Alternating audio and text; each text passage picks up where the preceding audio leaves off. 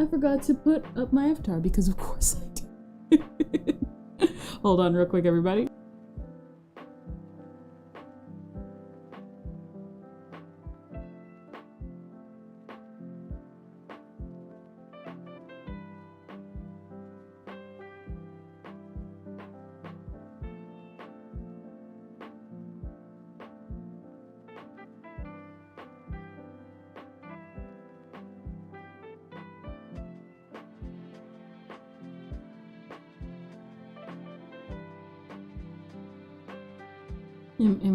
Am I appearing? Okay, there we go. Of course. I'm beautiful, guys. What's scuff? What's scuff? Scuff is not real. Scuff is for losers.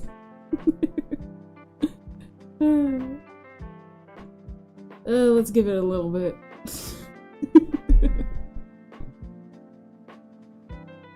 Your girl's been super obsessed lately, focusing on everything but herself. Hello everybody, it's me, your friendly neighborhood reindeer, Kendrilly. And I have been focusing, as I just said a moment ago, on asset making.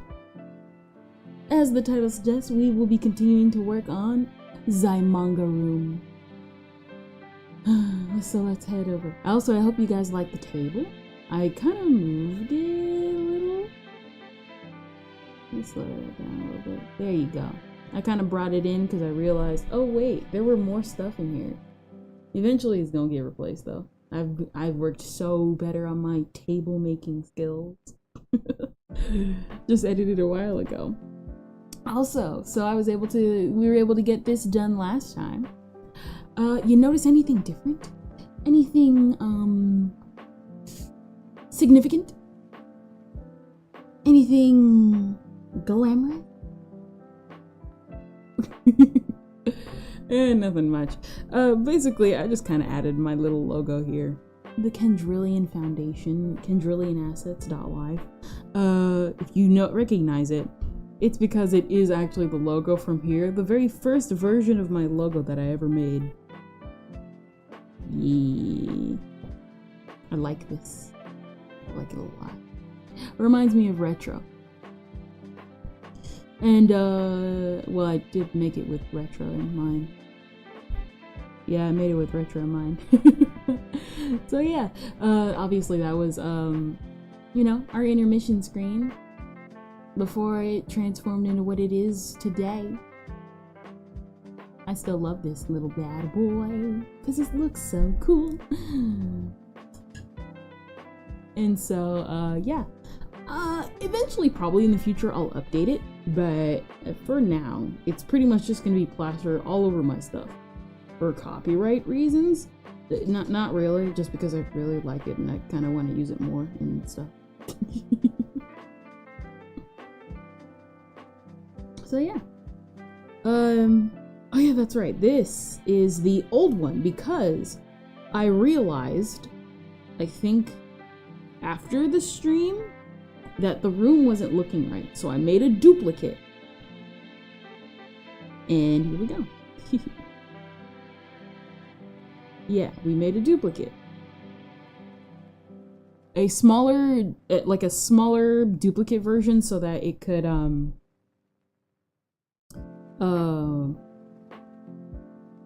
yeah, I lost my train of thought. But it's a smaller duplicate version so that, oh yeah, that's right. Unlock this. Raise it up a little bit. I almost forgot. I gotta fix that. We gotta go back into volume a little bit, back and forth with some of it just so that we can do sound.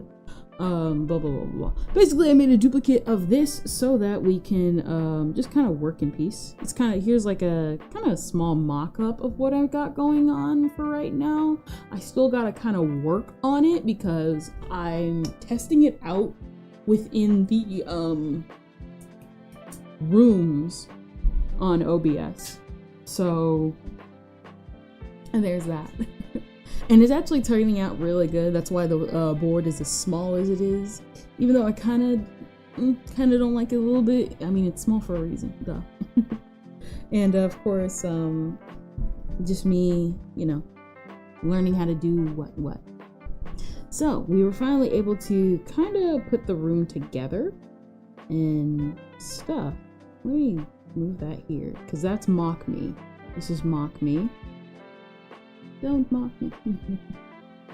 And I've been kind of experimenting a little bit with the clouds. I'm not sure if I want to fully animate them because that would take a long time. But of course they are going to actually move. So there's that. But I still kind of gotta work out the kinks of it though, because Clip Studio, you got a Clip Studio, you can't export stuff as PNGs. And then we'll probably be working on the manga itself, and you're probably like, what manga? We don't have manga. You see these red stacks right here? They're gonna be the things of manga that I have. All the series that I've read. I really, really like it. I don't know. I don't even know what I'm talking about or saying.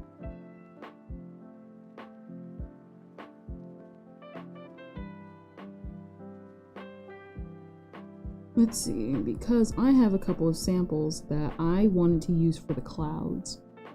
Because this really was the inspiration for the room as much as I really, yeah, there we go, the one with the name. Alright. I've been super obsessed. Well, I've always kind of been obsessed with it a little bit. Getting kind of obsessed back with Holic as of late. And if you know me, you know that I absolutely adore this series of Holic. It's just so... I can't even describe it. It's just so good. highly good manga. I totally like. If you want like a good atmosphere, totally recommend Holic. Gosh, Yuko is always gonna be pretty.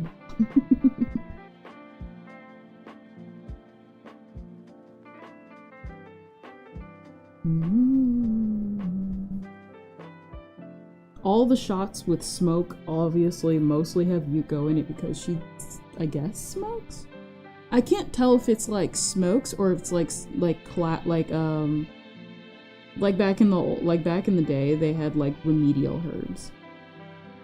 So they would kind of like smoke it, and then eventually it kind of like evolved to the smoking we kind of had today. So it just depends. What is it? There we go. There we go. And then whatever like image I want to pull up closer, I'll just pull it up closer if I want to. So yeah, I've been like super, really out of Holic. I guess to be like more specific, I haven't really been obsessed with Holic itself, though I have been actually obsessing about Holic itself. One thing that I really like about the series is just the atmosphere, the music sets for the series. It's just like you know a good soundtrack. It's just like really, it's just like a really good soundtrack.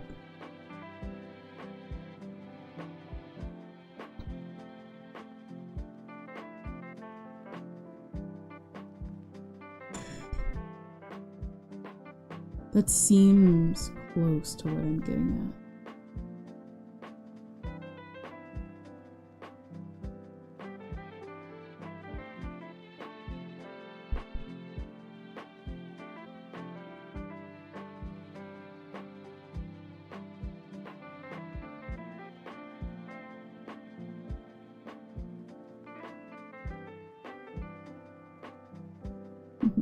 What is it? His name was Suga? What was the name? Sukoi? I think that was the singer's name. I highly recommend 19 Sai. Yeah, 19 Sai. It's 19 Sai Nobody Knows, and Ada Yume. Just like all 3 opening themes for Holic are so good. Like really, really, really good.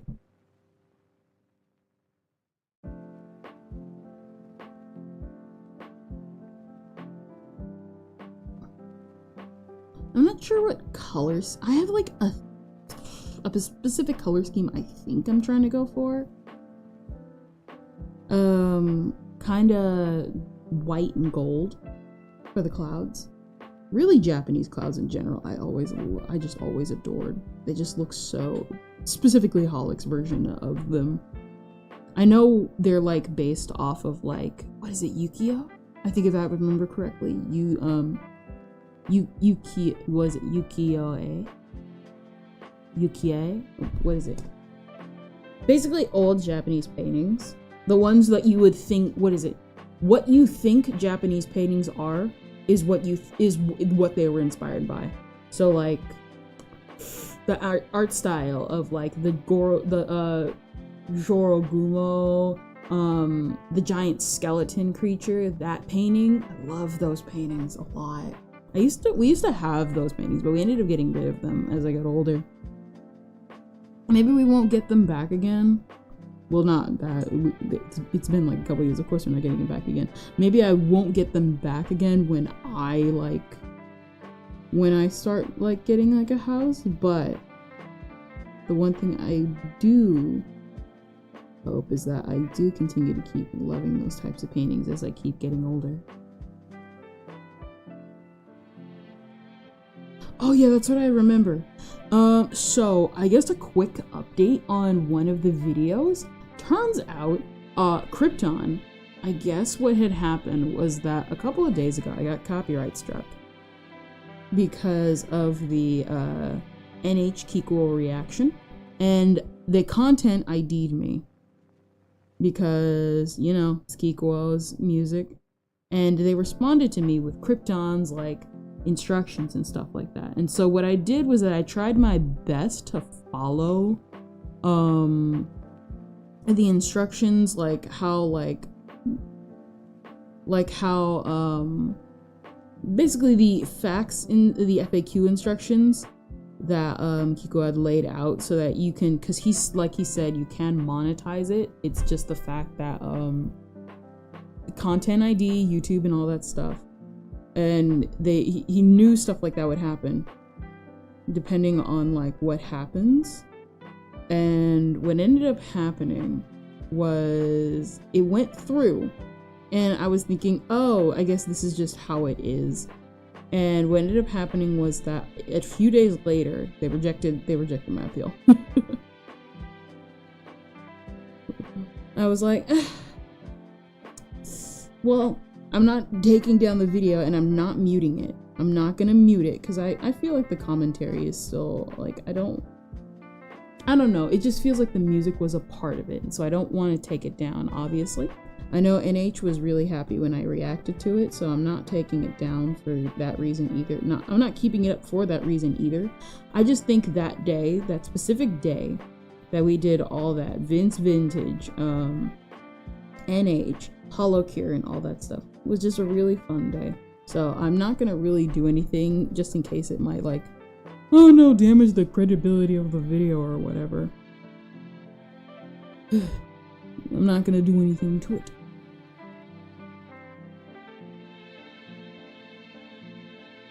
So yeah. So yeah, he's gonna stay. I know one thing that I'm gonna kind of hate is the fact, let's see. One thing that I really also like about Holic that always really just brought me back to it was how, and I mean this, go look up 19 Psy. No, go look up 19 Psy. And really, okay, so there's Holic Season 1, which is just Holic. And then there's Holic Ray. And one thing I really always liked about it is that the smoke, okay, so what is it? The two images down here, that's like this glowing thing right here and right here. These are shots from the opening sequences of opening 1 and 2. The smoke in this is actually animated. They animated each individual smoke strand that you see, because these are all strands and stuff like that. They're looped, but you can really appreciate it, how they did that. They didn't do that for Ada Yume, which is right up here, the top one, the one where it actually has the series logo. Holic Row Ada Yume, they did not do that, which is one thing I was kind of upset about. But at the same time, the reason why was because Holic, I think, was made before or after digital, or they did do it in digital and they just animated it because they just wanted to, like, you know, obviously show that off. But what ended up happening, oh, this is also a sequence right up here, right here is a sequence also where they showed, really, what is it, not smoke, but they did actually just let these little balls over here drift for Yuko. And the shot here and here also had like the little smokestacks like animated and stuff like that. Like, oh my gosh, I mean it when I say this. I really so I love it. Like I said, they didn't do the smoking. They didn't animate the smoke for Row. What they did was that they had the smoke just drifting to the side, like just kind of like just not even fade in, just kind of drift to this, like the parallel to the screen.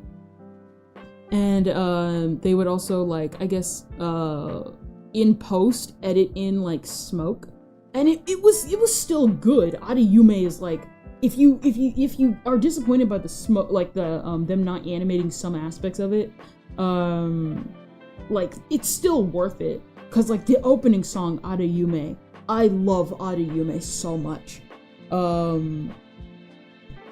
like it feels like a little bit was lost. Thankfully though, Holic is extremely popular for a very good reason. And so it's like, I can forgive it. Still kind of makes me sad, but I can forgive it.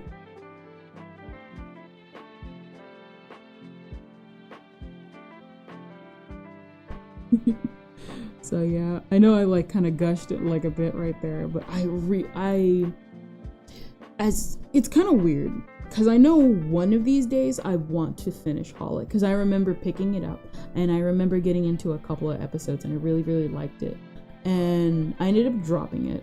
Not because it was boring or bad, I just ended up kind of dropping it. I did the same thing for Oran, I did the same thing for Kaichawa Maid-sama. A lot of early anime I kind of just ended up dropping, not even because they were bad, I just dropped them. A lot of classic anime too. Like, what is it? I'm like, I got into anime because of Dragon Ball Z. To this day, I have never finished the Buu Saga. Let me see. Just checking the microphone real quick. Right.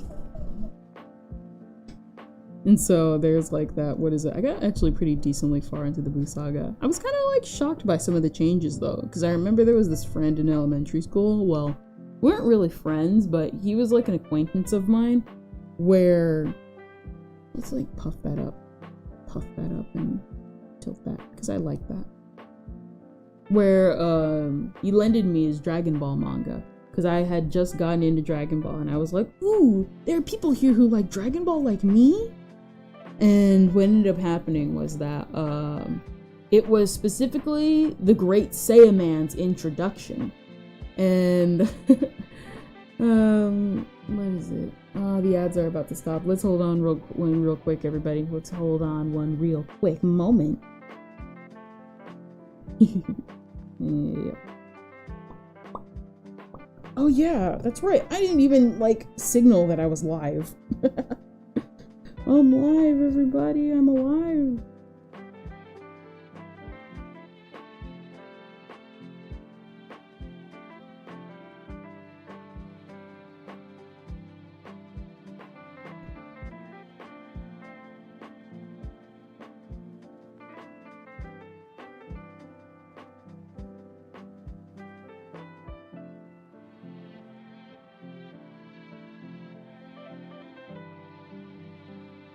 I can't believe it. Well, I'm still having fun.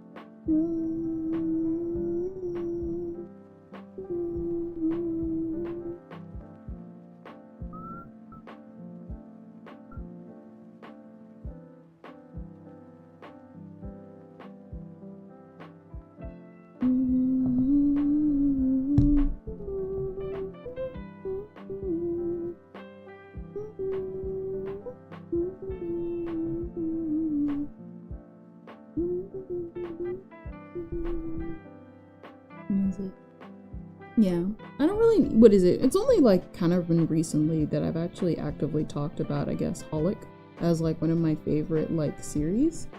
Like I said, I know I gotta finish it, but I still do definitively stand that like Holic is one of my favorite series. But I don't really talk about it a lot, only just because like I've never really, I guess you can say I've never really had anybody to talk about it with. Holic is a pretty niche series ish. It's niche-ish. I think like it's just how should I put it? It's like, number one, you have to like, one of the things that people have critiqued about Holic is the fact that you do have to like read, or in this case, watch another series in order for that series to, in order for certain aspects of the Holic series to make sense, because at the time, the mangas were going on at like the same time. So stuff that would happen in that manga would happen in Holic, and that manga was, for anybody wondering, the Tsubasa Chronicles. You know, with alternate Sasuke, well, not Sasuke, with alternate Sakura from Cardcaptor Sakura. Why? I don't know. But they thought it was cool, and let's be real here, it was. And so a lot of plot stuff was like happening and stuff like that. And I think that's also why I kind of like dropped Holic-ish a little bit. Mostly just because like I'm like, man, I gotta like read that series in order to understand this series. And it's not a bad thing, but it can be kind of a detractor. But I've heard really good things about the Tsubasa Chronicles. I've heard things about it over the years where it's like, oh yeah, it's a really good manga. This is like a fart cloud. There we go. There we go. I really like the colors of this. Let me move this right here.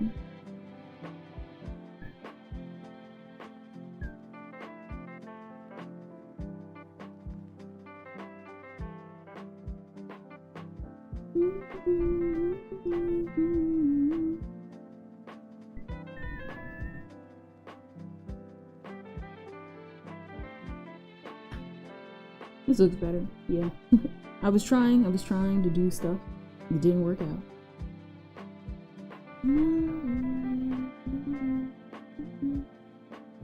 One of these days I probably want to sing that out of May. Like do an English cover of it. Like I said, and I think personally all the tracks of Holic, really a lot, like I mean it when I say it. I think the series in its own way is it's not underrated. It got like a live action movie literally last year, but like in terms of the West, it is underrated. I think if you're going to describe something that's underrated, you have to like kind of be at least a little bit specific. Like a good example would be like Full Metal Alchemist. Probably in the West, it is the most celebrated and highly beloved anime of all time in the West. Can you say that about the Japanese, in like Japan? Can you really say that about the Japanese audience though? Because there is a difference. There is technically a difference, if that makes any sense. So yeah. It depends.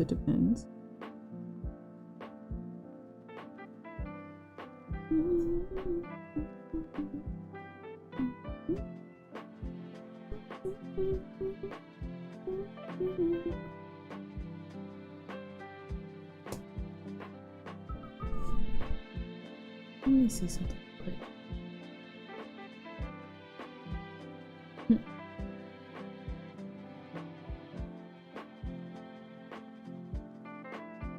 Let's see.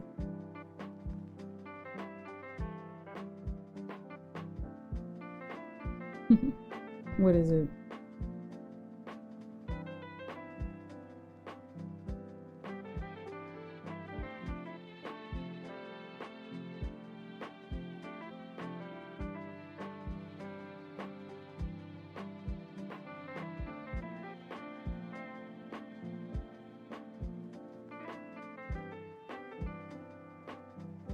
Let me see.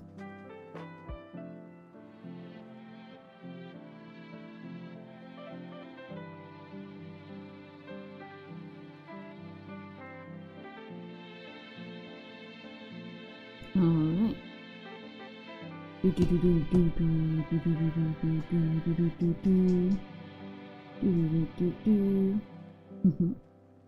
What is it? Who sent something? Oh yeah! Okay, I just saw it. Was it Ventus? I don't know if you're in chat or not. I just saw your thing. I don't know why. I'm just been like backlogged late on everybody, on like almost everybody's Discord messages, specifically Ventus. I'm sorry.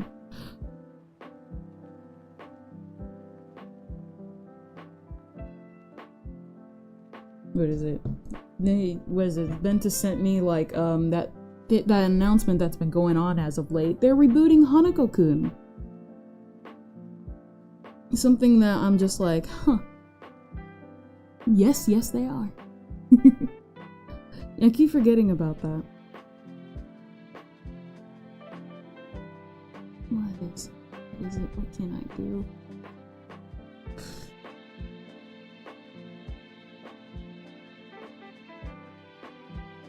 What is it? I think in these past couple days though, every time like, what is it? One thing I've been like getting into as of late is, it's still on the topic of Holic because I'm Holic obsessed. Like I said, I've been in my, I'm going back to when I was like 12 and I discovered the series for the first time. And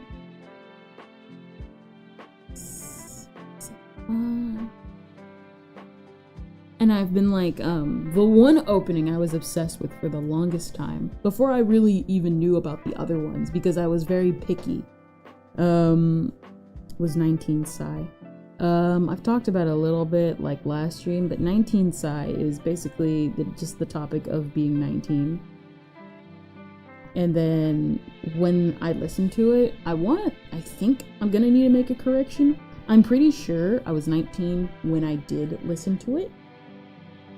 And then I just like, man, dang, I should probably listen to this with the English dub, not the English dub. Actually, the Holic English dub is not that bad. It's actually really funny. I checked it out and I'm like, nope, this still holds up. Unfortunately, and to my surprise, because I know this happened for a reason, because like licensing disputes, and this wasn't the first time Funimation had ever gone through it. They didn't dub the second season, and I noticed that because when I was looking up the voice actresses, I noticed how when I was finally exploring the other openings, there was this one character, and if you know, you know. She had brown hair and she was really, really pretty.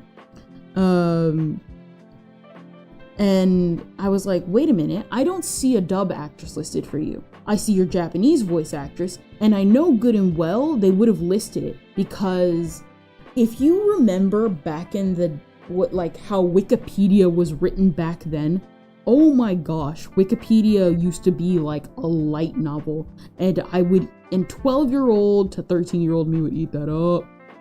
I would just eat that up. Being like, man, it was like it wasn't written by like a general character synopsis and like their motive. Like people would literally list off like the whole backstory in like the Wikipedia back in the day. I kind of missed that. Now people just don't list anything, or when they do, it's because the series is popular. I definitely think it's a lot more uniform, and that's one thing I will actually appreciate. It is a lot more uniform than it used to be.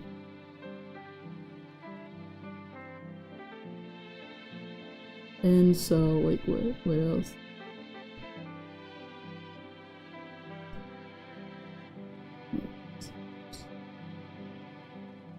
And so I was like, oh, no. And it's like I said, it's not the first time they've like not finished a dub Funimation back before they were Funimation, because I'm gonna keep calling them that. They did that with the D Gray Man dub back in the day too, and that seriously ticked me off. And then they finally actually did finish the D Gray Man dub when D Gray Man Hollow was announced, which was the only saving grace that Hollow brought to us.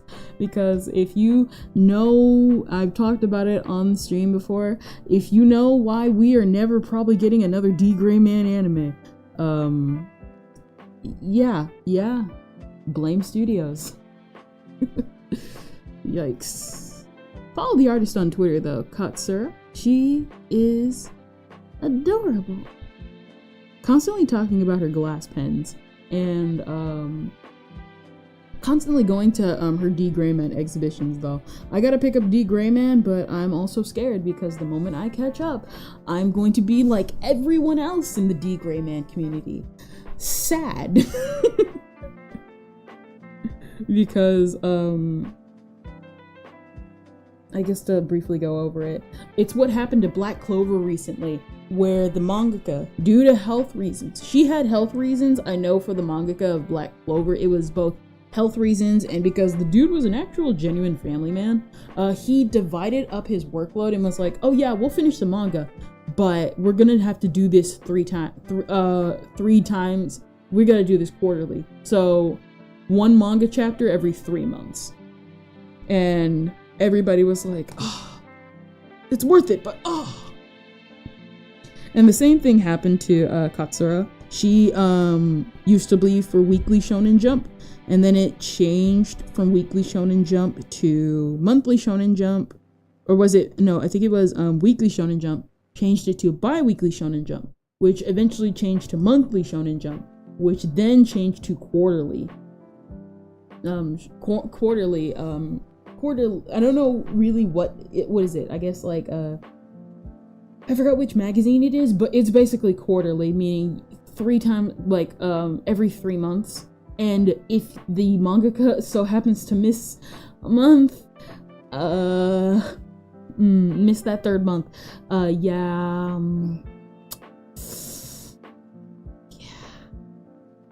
yeah, you're gonna wait 6 months. You better be happy if they don't take a hiatus 3 times a year, because that's just a year without a chapter. And that's one of the reasons why I'm kind of nervous about getting into D Gray Man, like finally. I know good and well I still want to though, if that makes any sense. Oh, actually I really like that. What do you got there? I like this.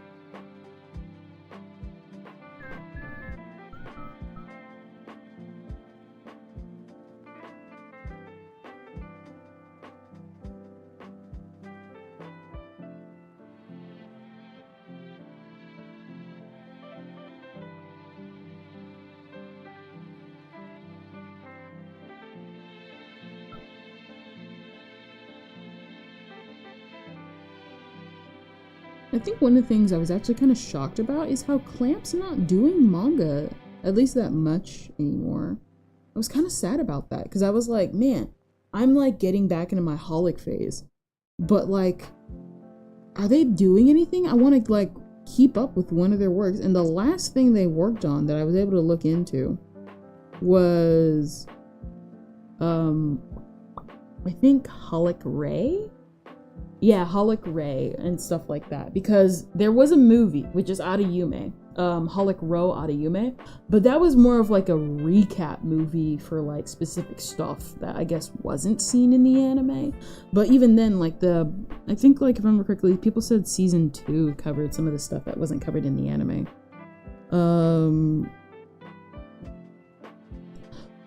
What is it? And I think they helped with the live action movie, because what ended up happening was, like I said, as of last year, Holic got another movie, and it was a live action adaptation. It's the second live action adaptation, if I remember correctly. And what ended up happening was,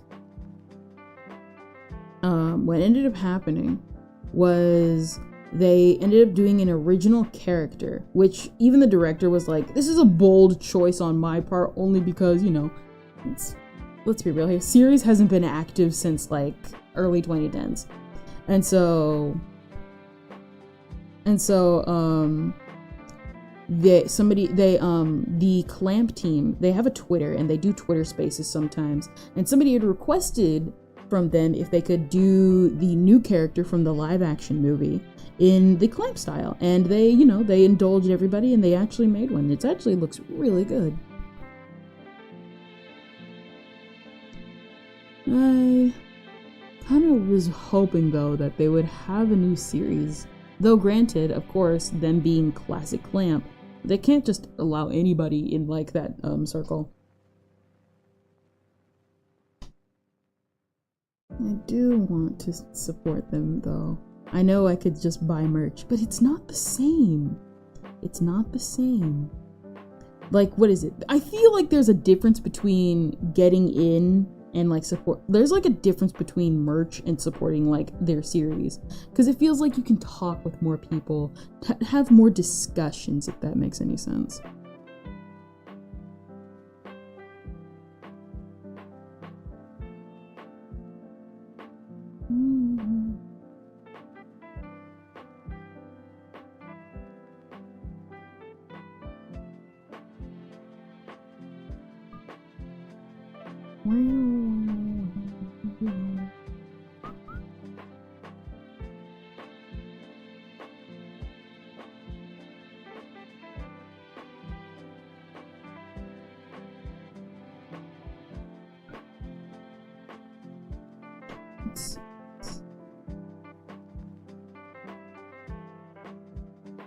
Almost said I saw somebody.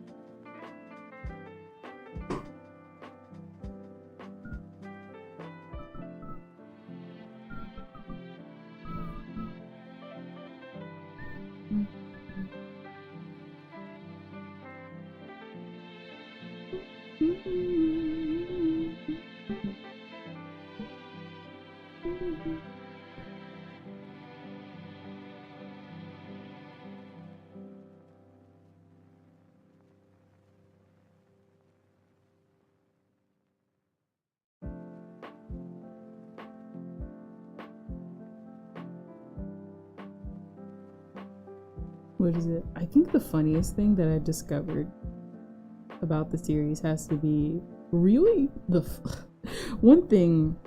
That's what I was saying. Because like I said, I have like a complete obsession a little bit with like the singer, because like you know, he did all the openings and stuff like that, and obviously everybody's taken notice. It's like, if you're gonna do any of like the anime adaptions, we have to get you, and specifically you, because your voice is like so iconic to the series. Sugoi.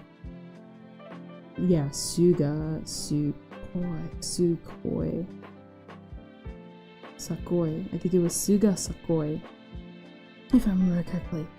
And what ended up happening was Clamp did like this little mini comic, because obviously they would take notice about their series being anime adapted, and that they got the same singer to is it Suga?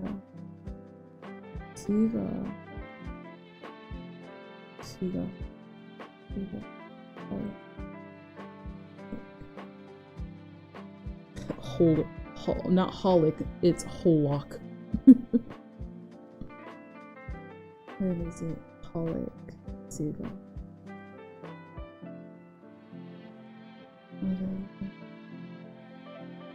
Shikoi. Ah, I keep thinking it's like it's like there's U's and there's like only one U. Suga Shikoi.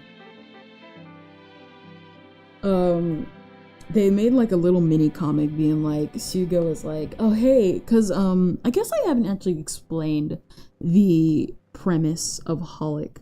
So pretty much this series is about this boy. His name is Kimihiro Watanuki. And you see, Watanuki can see ghosts. It's not fun. It is not fun at all. And the thing is, only he can see them because everybody else thinks he is crazy, especially if he's getting dragged everywhere by actual ghosts. And so what ends up happening is that coincidentally, well, at least he thinks so, coincidentally, he is brought to this wish-granting shop owned by this woman named Yuko.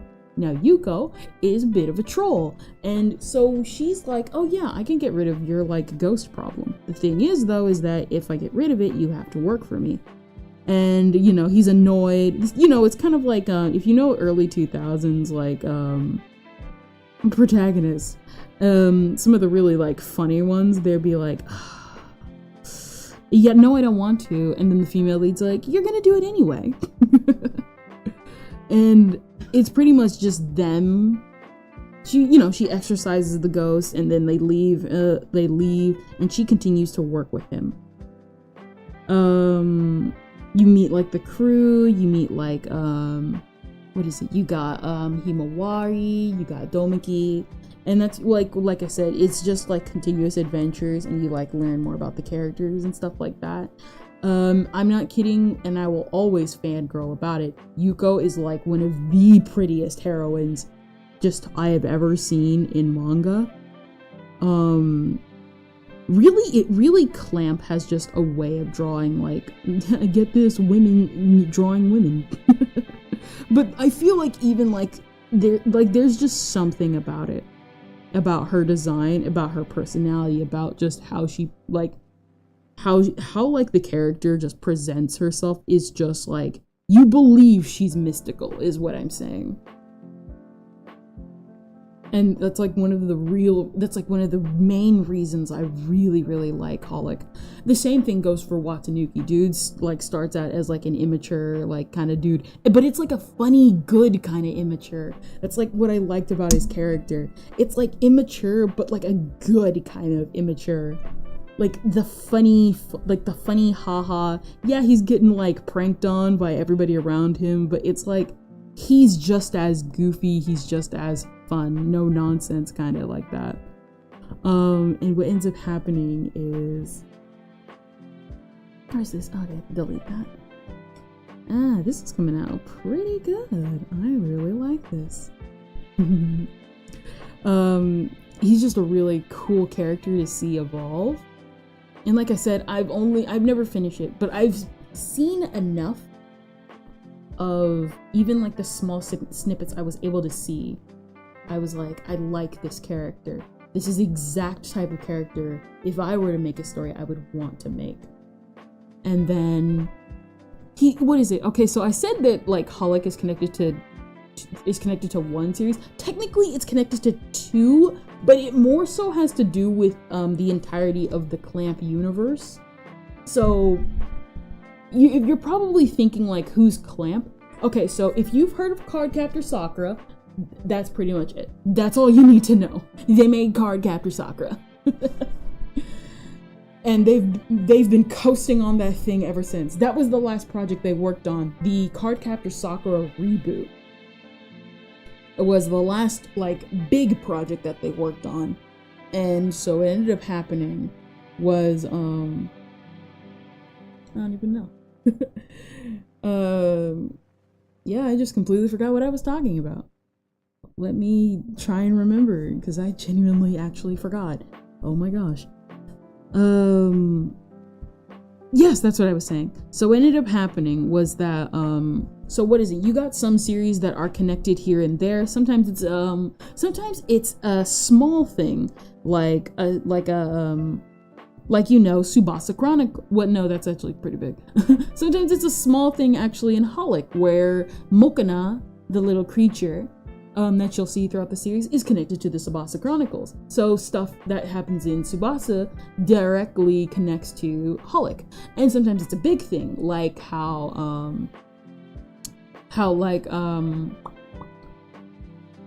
obviously I just mentioned, like in Cardcaptor Sakura, there's an alternate version of, can you not see this? Okay, I was like, can you guys not see the animation line kind of right there? How like the characters from Tsubasa Chronicles look exactly like the Cardcaptor Sakura characters, and that's on purpose and stuff like that. I remember seeing that as a kid. I was thinking, why would you do that? And then I found out that it was on purpose, and then I was like, oh, okay. You got sometimes even medium things that are connected within the inner Clamp universe, like the story of Kobato, a girl who needs to fulfill a wish in order to reincarnate and stuff like that. And you see characters from Clamp series that were unfortunately never able to get an anime. I've talked about it a little bit. There was a top 10 series that should get, manga series that should get an anime by Anime America. I didn't hate the list.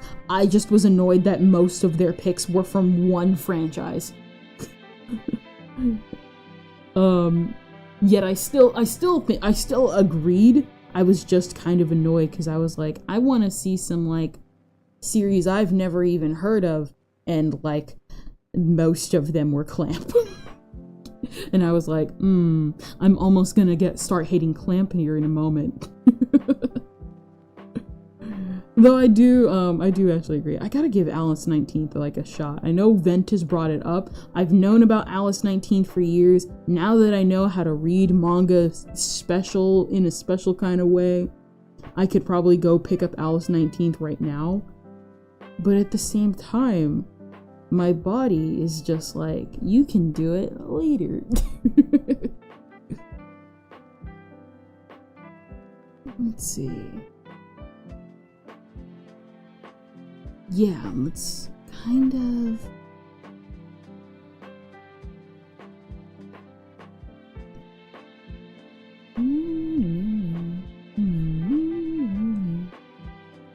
So yeah, and that's what I was saying. So like, what is it? Some things would be like kind of like small kind of things, like Kobato, where some characters from Wish, yeah, the manga Wish, were some of them were inside Kobato, or obviously the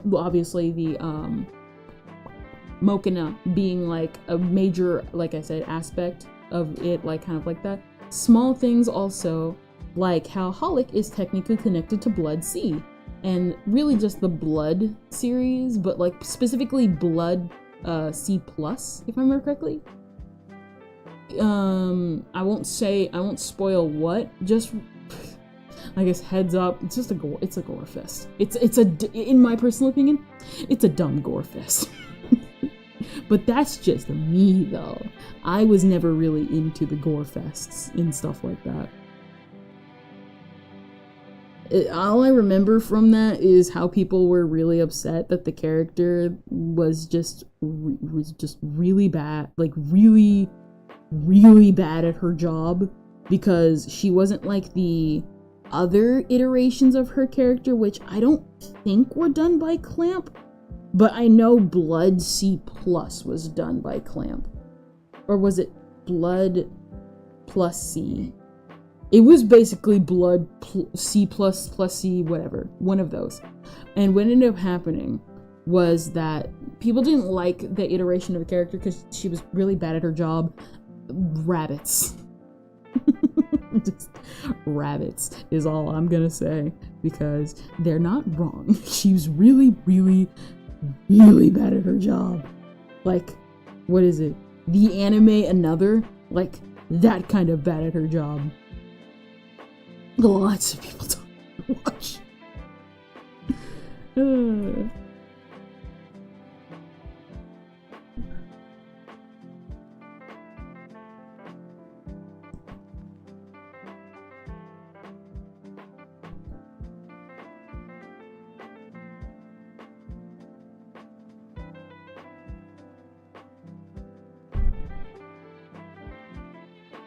I love this. This looks awesome.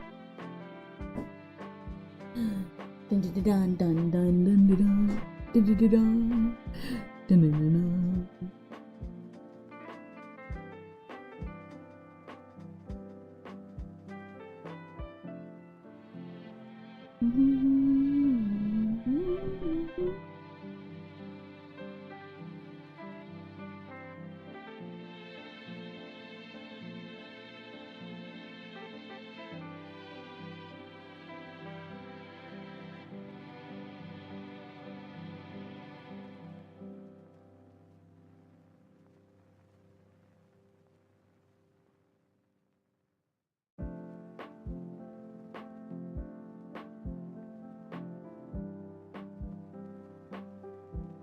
There we go.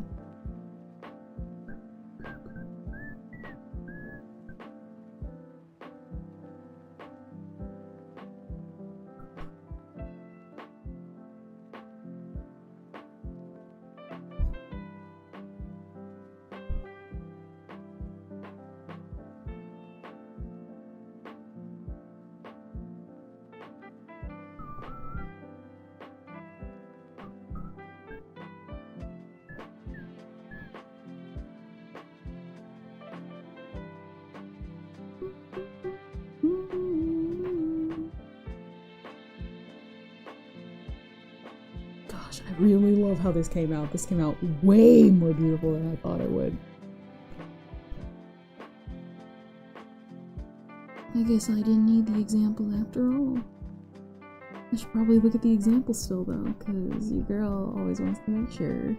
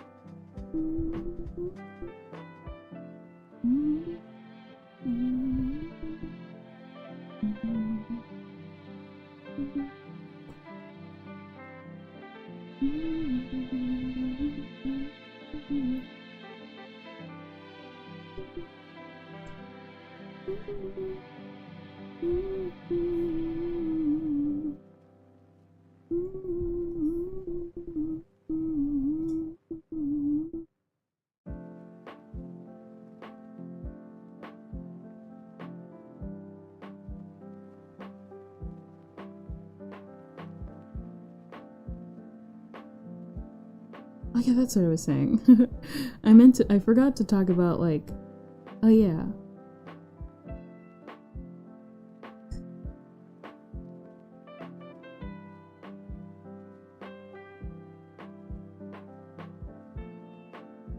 I guess really what I'm saying is go appreciate your early 2000s series, guys. You ain't gonna find nothing. What is it? Cherish being an anime fan. And find almost as many series. Some series just ain't worth it. Your girl learned the hard way. Some series just ain't worth it. If you think it's trash, what is it? Number one rule of watching anime. Just because the opening theme is good is a banger. Cause your girl, she was that was me. I was that one who would judge a series by if the opening was good or not, and then watch a series. Now, it saved me in a lot of cases. I've talked about the Boku no Pico story. I've talked about how I nearly actually almost gave that series a shot because I listened to all 3 openings, thought they were terrible, and then years later I found out, actually not even years later, like a year later, I found out what Boku no Pico was really about. Actually, it was a couple of years now that I think about it. Oh my gosh, I somehow avoided the worst meme in existence. Good thing I didn't have friends back then. I'm actually not kidding about that one. I actually almost watched it only because your girl was like, I'm judging a series based on the opening theme. If it is good, I will watch the series. If they're terrible, I will never even think of picking up the series. And of course, that saved my life.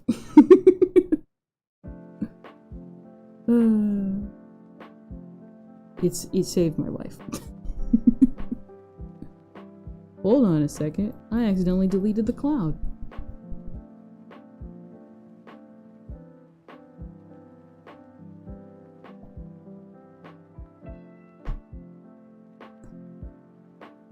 Okay, yeah, I accidentally deleted the cloud.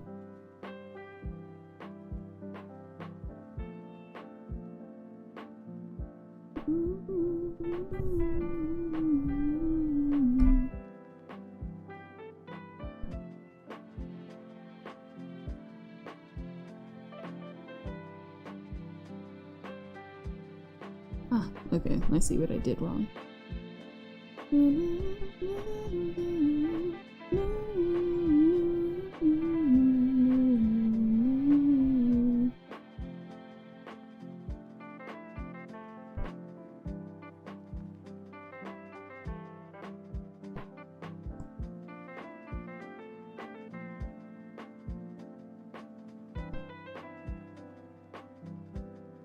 I've been like here this entire time obsessing about my own like favorite animes and stuff like that.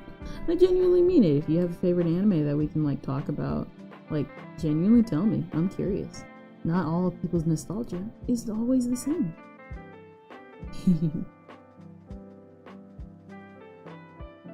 Though it depends on within reason. If we're talking about Gigak's unfortunate childhood of discovering like Bible Black as their first anime, that's something we're never gonna get into because I don't watch hentai.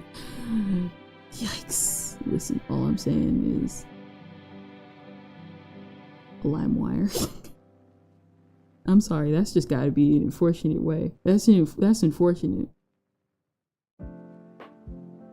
And by anybody wondering, oh, what, that story's real? Yes.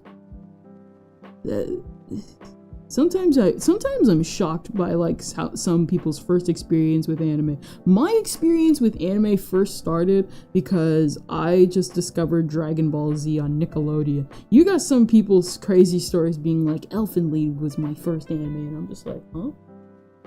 Like, what is it, that one meme where it's like, what? I'm like, how?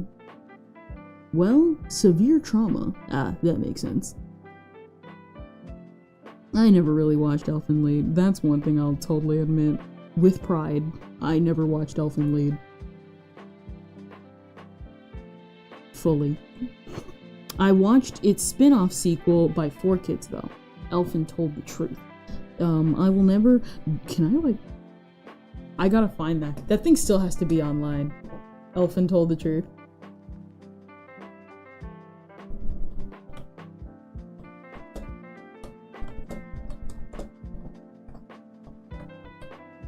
So this was during the time where like 4Kids hate was like super big. What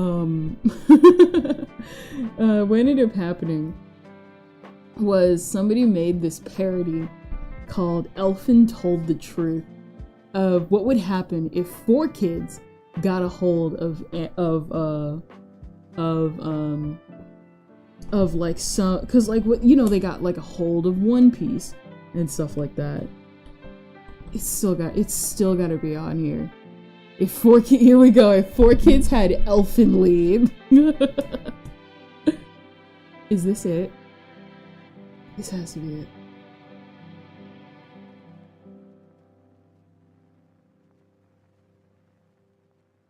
I think this is it.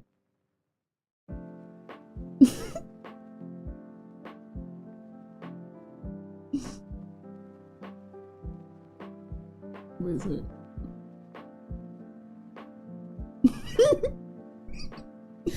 Okay, here we go. Yeah, this is it. I love it. This was hilarious. Death opera. Here we go. Here we go. What if 4Kids got Elfin lead? That's the name of the video for anybody who wants to check this out. This is hilarious. Got that good square ratio too. Let's skip ahead a little bit.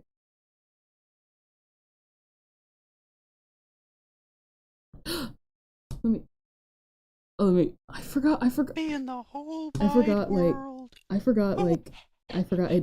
forgot to have the volume on. Here we go. Oh, Spot, you're my favorite puppy in the whole wide world. I sure hope that we can be best friends forever. And they were. The end. I don't know why it just cracks me up every single time I see it. Every single time, like, what is it? I showed this to like my sister because she knows about Elfin Lee. She knows a little bit of like about the gore and stuff because I told her. But like, oh my gosh. The video cracks me up every single time. It's like, hello, Spot. Oh my gosh, I love it. I forgot to like let the audio play, but I guess that was good so that they wouldn't like content ID me for the music box. Oh man, bro, it's so funny. Oh, Spot. It's just an in-joke now, like, between me and her, cause, like, genuinely, I mean it. Like, the amount of times we memed it, I remember I thought I couldn't even find the video at first, because I always kept typing it as, Elfin told the truth. I think Elfin told the truth. Was that a comment that said that, or was that the video? 4Kids, Elfin lead. I used to call it Elfin lied. In a way, I kind of think Elfin lied sounds a lot prettier, but like, obviously, German. The description. This thing is like 2009. I discovered this like back when I was curious about Elfin Lied, but like wouldn't actually commit to watching it. I just knew that these kids hurt a dog. Don't kill dogs. What is it? The description. I was bored. Chances are, if you haven't seen Elfin Lied, you won't get this, but whatever. Gosh, a lot of these videos and stuff. There's still comments on here. Recent comments. Some videos I've been like going back to have like stopped commenting. A lot of the comments are like dead. Like, there was this, so she kind of got a little bit of resurgence. She used to go by the name Sonic Rocks My Socks. But, what is it? She got traction again because of that bunny from, the zoo bunny. You know, the 4th of July bunny. Kylie. That 4th of July bunny that was like trending like a month ago or a month or two ago, you know, the one where they were like, I ate so much food and I like messed up my diet. Oh yeah, that was great. That was absolutely great.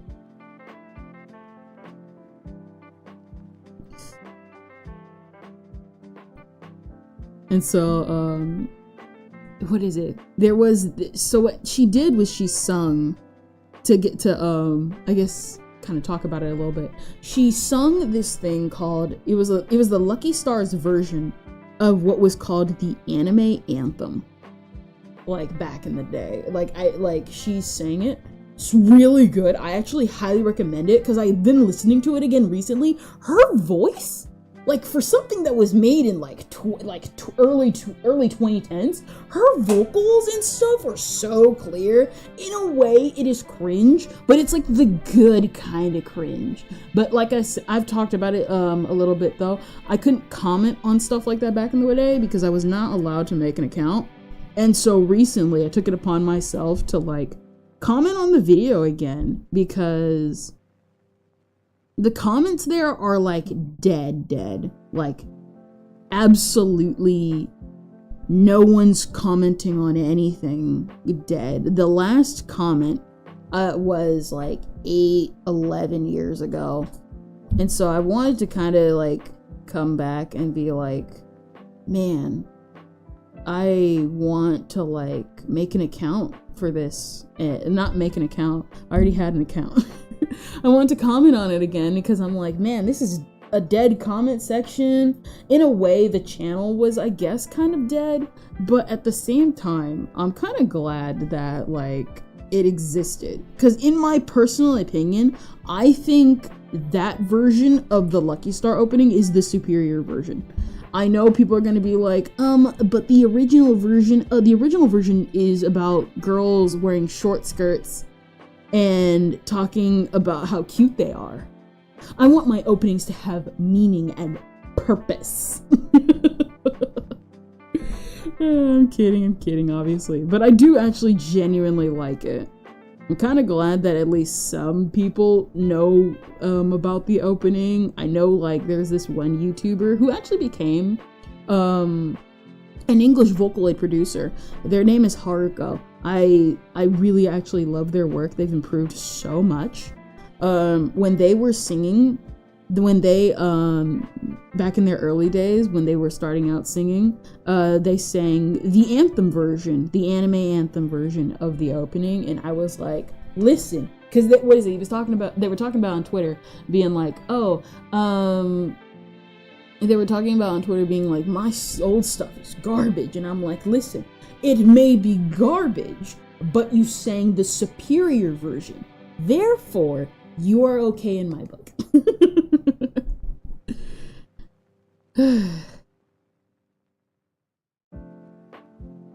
Let's see.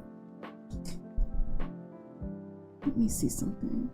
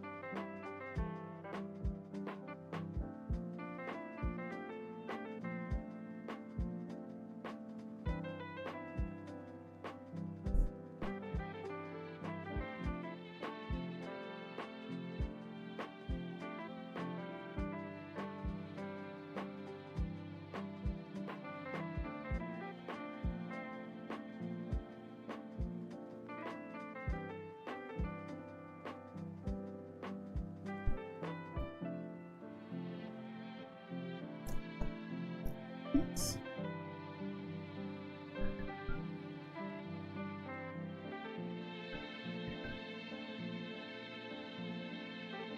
Yeah, I think that's pretty good.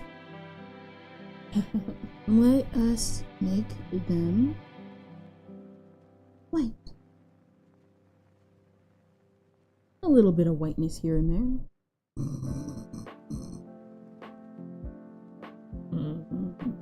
I'm going to keep that to myself a little bit, because I know good and well I gotta hold myself back. The jokes just make themselves. Ooh, kind of little purplish.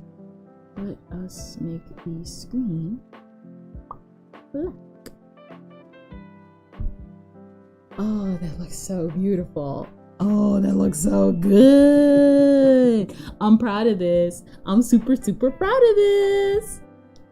Look at this. I'm more proud of the top cloud than the bottom cloud. So I'm gonna redraw it. Oh, good. That looks so good. I'm not gonna, you know, I was gonna go over it again as like a sketch, but like, oh my gosh, I mean it when I say this. I really, really like how this came out. So bottom one, we're redoing, only because I kind of want to stretch it out, I guess.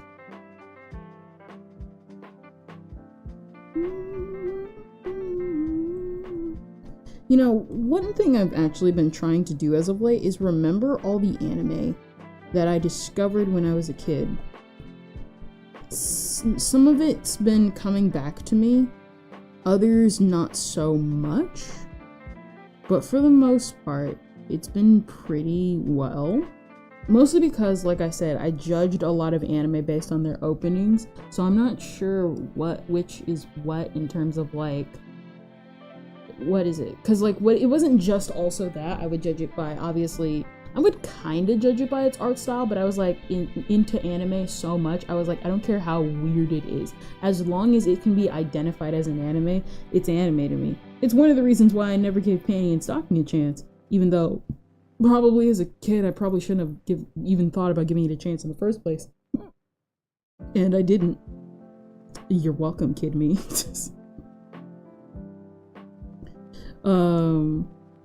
What is it?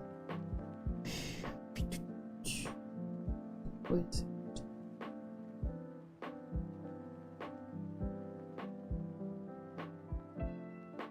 What is it?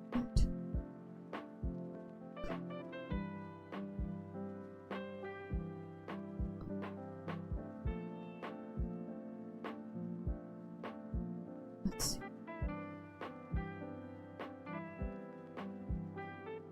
There we go.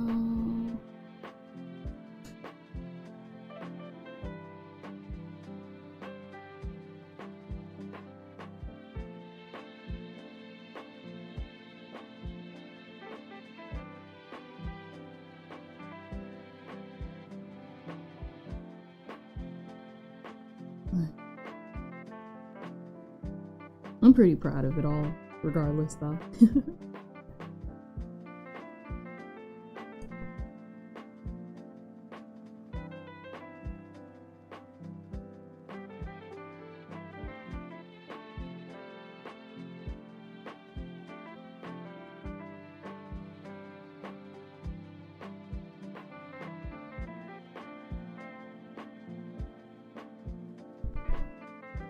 What is it?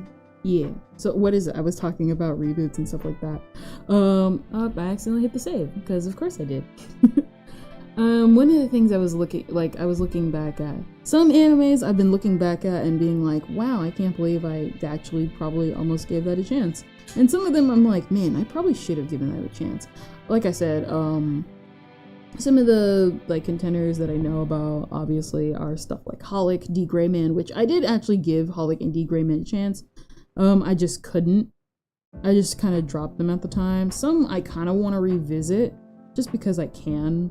Like Kaichawa Maid-sama, as much as like, I guess kind of cringe. It is, because I do kind of find it a little cringe. I still want to kind of finish it because I ended up going up to like a specific arc and then just dropping the whole series because of course I did.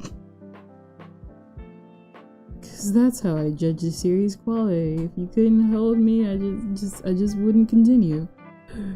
Oh boy. What is it? One series I want to still like give a shot. I wanted to give a shot, but I couldn't find all the episodes. The My Melody anime. I talk about it sometimes. Onegai My Melody. It's what made me open my eyes to be like, there's more to life than just Hello Kitty. There's other Sanrio characters.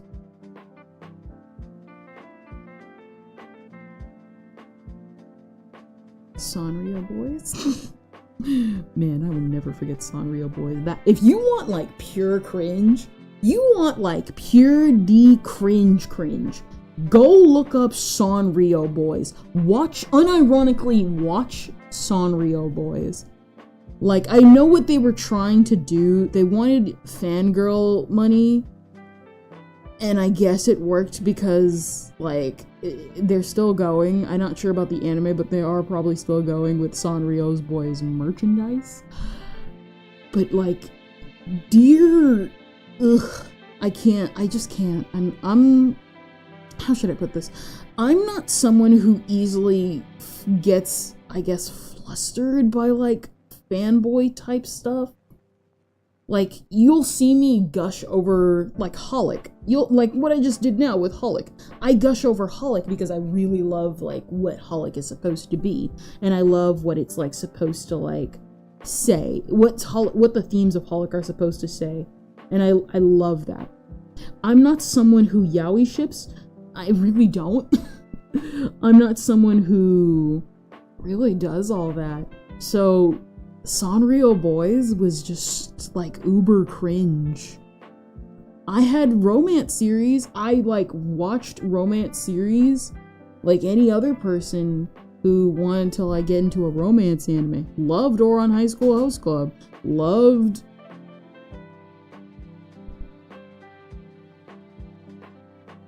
Yeah, I unironically loved that series too until I got older. Loved unironically. Save Me Lollipop. I loved every bit of that trash series. I regret it. I realized that when I got older, that series was beyond trash and beyond saving. But I loved it.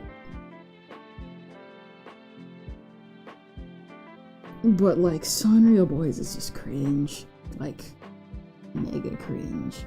You got a dude who's like, man, I rejected seeing my grandma in her final moments in the hospital.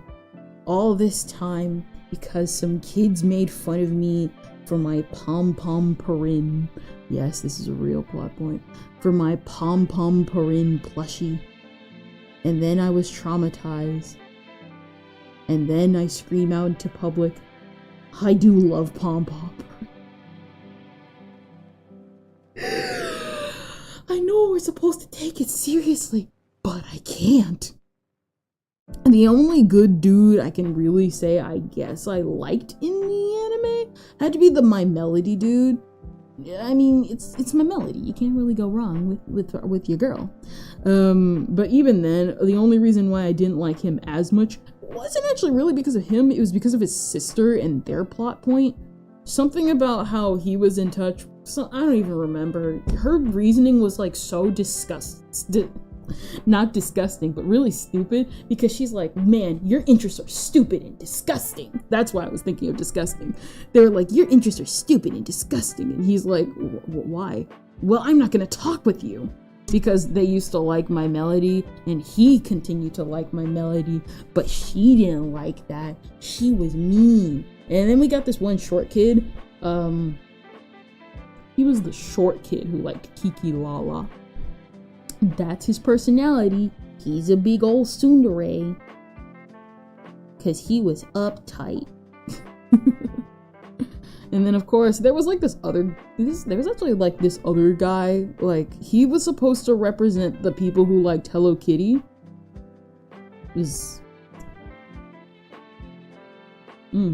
How should I put this? And I'm gonna say this with like the most sugarcoating as possible. You know the gorilla in Animal Crossing who, when they did the collaboration with the Sanrio gang? So what is it? You see, in Animal Crossing, they did a collaboration with Hello Kitty, with the Hello Kitty Sanrio company. And the thing is that you would think that they would have the animals represent the actual characters. Hello Kitty cat, blah blah blah blah blah. Keroppi frog, because they do have some of the animals in the game. There was just one thing. Turns out they did not. They did not do that at all. Instead, they had random villagers go in with Sanrio merch, which was way better. And was it chai tea? Chai was my favorite. They had Chai, the elephant, who was she represented cinema roll. I don't remember who represented Kiki Lala, but I know that there was a little rabbit that represented Keropi. There was, what is it? Let me just Google it so I'm not dumb. Sanrio and Crossing. Sanrio and Crossing. Yes, they had Atoll. Yeah, they had Atoll, the sheep, who represented Kiki Lala. They had Chai, who represented Cinema Roll. They had Chelsea, who represented My Melody. They had Toby represent Keropi. And they had Marty, actually, I kind of liked his fit. He was my least favorite, but he also had some actually pretty good furniture because he represented Pom Pomperin. The sixth villager, however, was kind of a shock to me because you think they would have gotten a cat to do Hello Kitty and made her cute, but they made her a gorilla named Rilla. And I was like, this is an interesting choice for a character design for a Hello Kitty lover. That is what I thought when I saw the dude in Sanrio Boys. It's not a bad character design. In fact, I really do like Rilla, and I do to some extent like this Sky character design who likes Hello Kitty. Do I completely understand the choices that were made to do that? No. No, I don't.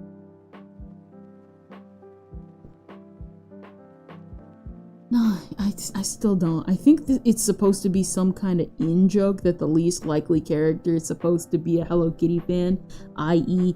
Gorilla, and in this case, a tall dude with the most stern eyes and white hair who looks like a delinquent, is like a huge Hello Kitty fan. I know it's supposed to probably be that, but I'm still trying to wrap my head around it, is what I'm saying. It's an interesting character design. Pretty much, out of all of them, I like the My Melody dude. Mostly because I really actually like his design. It's one of the, few examples of you can do long hair on an anime, like an anime boy, and you can do it right, and it looks good. And that was the case for his character. Let's see.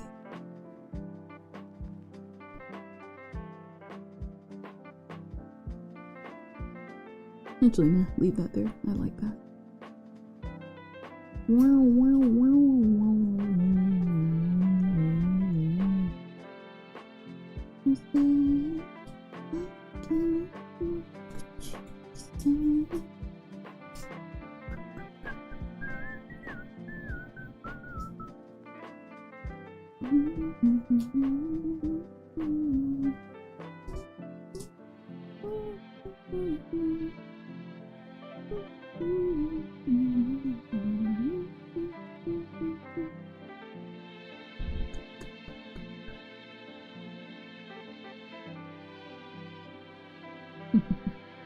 What is it? Oh yeah, I did mention Save Me Lollipop. I talk about it every now and then, but I know some people are like, what is this Save Me Lollipop, and why do you call it trash and stuff? Okay, so Save Me Lollipop is it's a shoujo, and it's not a really good one. Was it Save Me Lollipop? So basically it's about this girl. Her name is Nina. I only got into the show because I was looking at Powerpuff Girls Z, and the girl reminded me of Powerpuff Girls Z Blossom. That is the only reason why I really liked the series when I first saw it, and that's why I continued to watch it. And then I got invested into the story. It's really stupid, but I got into it and I was like, yay. Looking back on it, it's really trash. What is it? What series did she do? The author is Michio Kikuta. So she did, so it's called Save Me Lollipop in English. It's called Mamote Lollipop in Japanese. They did the art. What is it? They did Shugo Kara. And fairy navigator Runa. Were they the artist or were they the... is known for being the artist? Okay, so they... oh wait, okay. They are the author and the artist of Shugokara, Shoujo Tenshi, Milcute, Madote, Mamote Lollipop, and Mamote Lollipop. Oh, Madote Lollipop is the spin-off manga. Okay. Madote Malote. Okay, so they're the author of Shugokara. That's, that's... I never watched Shugokara, but I did get into the opening theme of Shugokara. I was probably better off going into Shugokara. Cause man, it was not worth it. I mean it. I'm not kidding when I say it. Save Me Lollipop is a bad story. So, how do I explain the plot? So the plot of Save Me Lollipop, you're gonna have to stay with me with this. Every year, there is a yearly wizard competition. Okay, like I said, stick with me. And what ends up happening is that in the wizard world, there is a yearly wizard test. And so what ends up happening is that every year, the council drops a pearl onto Earth, just randomly in a random spot on Earth. Why the world does not know about wizards? Because you're gonna find out that despite being magic and knowing that the fact that they drop this pearl on Earth every year and nobody's prepared, that they're like, yeah, we're wizards and we do this yearly. I'm like, I see. So you know this is yearly and your government hasn't stepped in at all. If I keep going on this, I'm gonna be so upset. Get into the logical fallacies. Oh boy. So basically what happens is that this year we have our competitors. We have Zero and we have Ichi. Two of our main love interests. Just main love interests. And we have, of course, transport to Earth, where the pearl drops near an ice cream parlor. And here this ice cream parlor is being hosting. Basically, what happened was that this specific ice cream parlor is being inhabited by our main female lead. She is with her two friends and talking about, their daily lives, and they're eating parfaits. Now, what happens is that as the pearl had fallen, it had fallen into Nina's ice cream. And the thing is, though, is she's like, did the ice cream come with this before? And they're like, probably it's a special candy. And, her being, kind of is like, oh, it's candy. She puts it in her mouth and she tries to eat it. And if you know pearl candy, you know that stuff exists. There are shiny candies out there that do actually look like pearls. And so she tries to bite into it, but then she's like, that's kind of hard. And as the wizard school participants are looking for the pearl, they find it over there, and she ends up swallowing the pearl.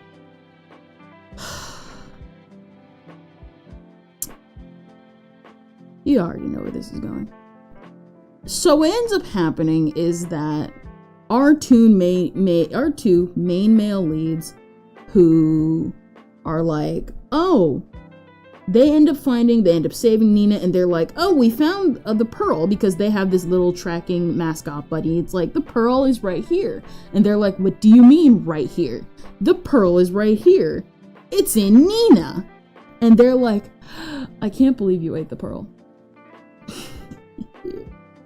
and she was like, well, I didn't know it was a magic pearl. I didn't know these things happened. Stuff like that, It's kind of dumb, but and so let us introduce us for real to our main male leads. We have Zero. He is basically every idiot. Okay, so how there's idiot protagonist. There's idiot male lead. What is it? So Inuyasha. You know how Inuyasha's an idiot, but it's a charming kind of idiot. And even then, he's still like really competent and stuff like that. And he has this whole story and stuff like that. Yeah, this is Zero, but like without any of that charm. He has a little bit of it, but like not by much, because he will amass good amounts of charm that'll reach to 100%, and literally him speaking drops it down to 0 every single time. We know this because he keeps saying stuff to Nina, which I'm like, no normal person would say, but clearly an author who thinks what teenage boys would say makes him say it. So like, you got this one part where Nina ends up encountering more of the students where she almost dies. And what ends up happening is that Zero's like, man, she's like, wow, my heart's beating so fast. I've never been this close to a boy before. And he's like, Nina,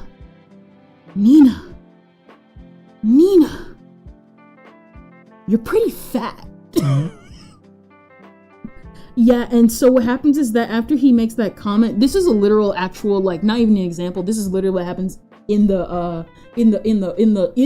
order. He lifts him up in the air. He saves her by using the little mascot to turn into a balloon. And he's holding her via one hand.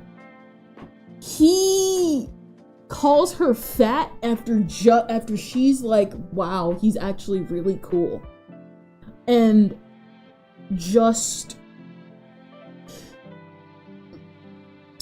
she ends up flipping him on his face. Number one, she shakes him off, and they're both falling comedically. They're falling comedically. And she flips him in a way where she, like, has her feet behind his head and drop kicks that boy on the sidewalk, and like from like over 20 feet in the air. It is one of the most scenes I remember from the anime. It is the most scene from the anime. It is the most scene from anime. It is the most anime I've ever seen. Yeah. And then there's Iki. Did I call him Ichi? It's Iki. Zero and Iki. Yeah. I thought it was Ichi for a long time. I think that's why. He is pretty much like, okay. So you know like how clearly the author, you know how like sometimes authors will make clearly main, like the perfect love interest. Like, oh, like, it's like the second, okay, so you know, like, what is it, pretty much second male lead syndrome, where they make clearly the perfect choice for our female lead to, like, go for, and they just don't go for it. They're just like, huh, you know, this person I wrote to be very perfect. I wrote them to be the most perfect main love interest ever. Too bad he's obsessed with a girl who's, like, not even involved in the story, because that's pretty much just Iki's character. That's his character in a nutshell. He cares for Nina, and he cares for Zero like a brother, and he cares for Nina like a sister. Guess who she ends up with? Shocker. But yeah, like I said, here's the thing. You're probably thinking like, this sounds trash, but it doesn't sound too trashy. That's because we haven't gotten into the actual series yet. Listen, I've stated many things on this channel. Let it be known that anime is anime, and I love anime for the fact that it is weird. I love it for the fact that it is as insane as it is, and I love and will continue to support anime to forever be the weird mess and ness that it is. I love everything about it. One thing I will never stand is some of the stuff that just happens in this series. It gets not even weird. It just gets abysmal. It gets abysmal. Cause they like do stuff in this series where I'm just like, I'm calling the cops. Like, oh, the Hot Springs episode. Mind you, I should say this beforehand, Nina's like at least 14. I know, okay, listen, and there's a reason why I'm saying this. I bring that up not because I care about the ages of fictional characters. Quite frankly, if what is it? Literally, let's be real here. Some authors literally only make the characters underage because they're selling to an underage market. Otherwise, a lot of these characters would be like 20, 40, 50, whatever. Because we know they can. Look at Tokyo Ghoul. Those things were set in college. If you think they started in Shonen Jump, you know good and well they would have aged down Kaneki to be a high schooler. Stuff like that. The only reason why them age matters is because of demographics. That's the only reason why. You learn this as an anime fan. You learn this. I don't know why people have not learned this though. But in the case of Nina, the problem with Nina is the fact that not only is she 14 years old, or at least somewhat in age, I think 14, 15, 16, she's at least like junior high school, so 13, 14, 15, somewhere around that age. She acts like one, and she's very annoying about it. And she gets on my nerves like a lot. She gets on my nerves a lot because she it's like the stuff that happens is like reasonable, and then there's just borderline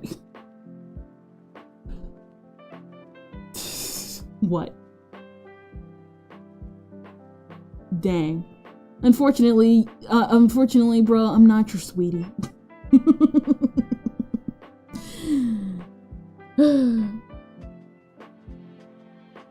Dang. I'm gonna have to deny the babe.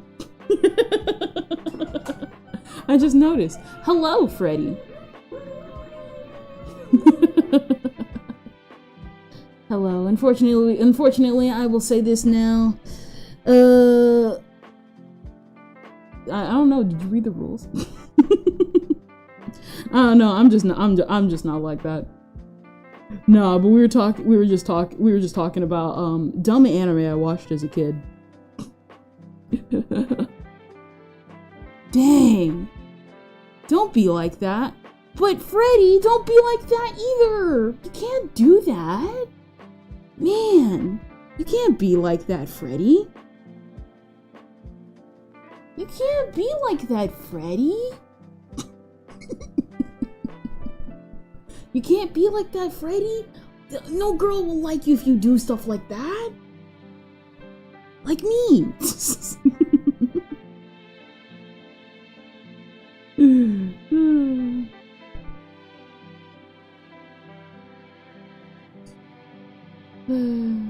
Yeah. What is it? Like I said, I don't really care, but at the same time, she acts like it. What is it? What is it? She's a realistic kid character, but she's like the most annoying like type of like fictional character. The real realistic one. Don't mind me, lol. Nah, you good. What is it?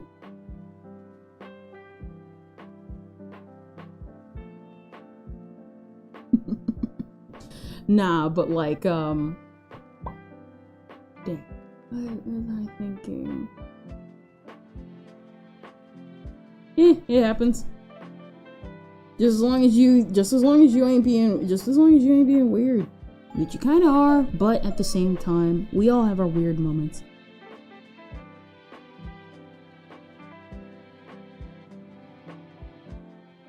Here we go. Was it? We were talking about like old anime and stuff like that. Like all the anime that I've seen. That I've been seeing like that I saw as like a kid and stuff like that. Did I erase too much? I erased too much.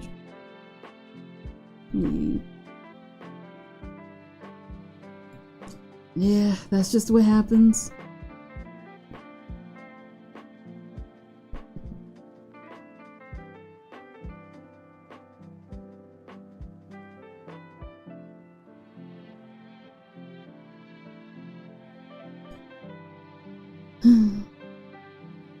Well, we are pretty much a safer work stream, So that's just kind of how it goes. It's just how it goes.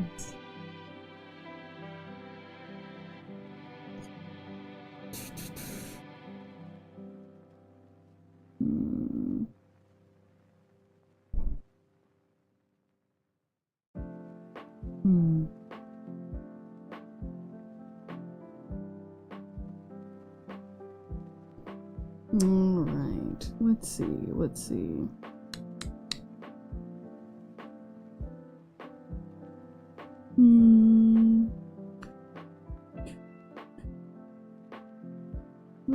something real quick.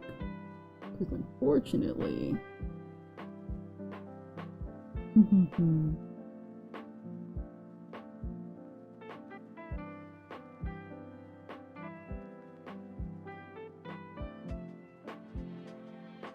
Let's see.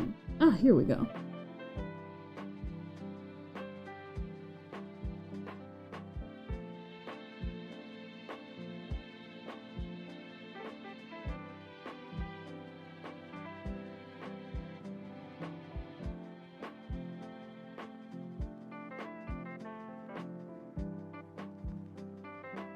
Let's see.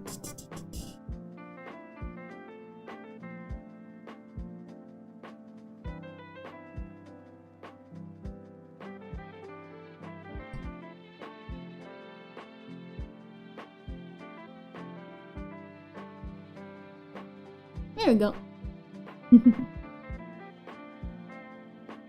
Sorry, had to clear out somebody. Unfortunately, somebody's gotta be a weirdo here. Like I said, my streams are for, listen, my streams are for one thing and one thing only. Me and me alone. Just as long as anybody ain't being weird. And unfortunately, we had a weirdo come into the chat.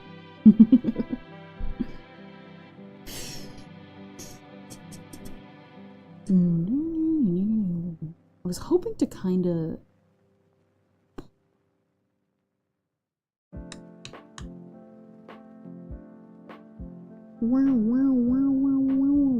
Sorry, I had to, okay, I guess, like, I'm not sure if they can even see the stream. I know Twitch was saying they could roll out something.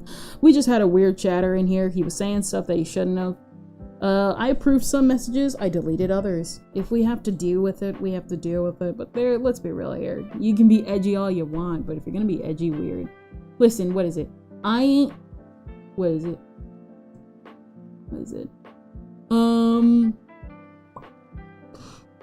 What is it? There's being edgy, and then there's being, like, unfunny edgy. And unfortunately, that was unfunny edgy, at least to me. Here we go.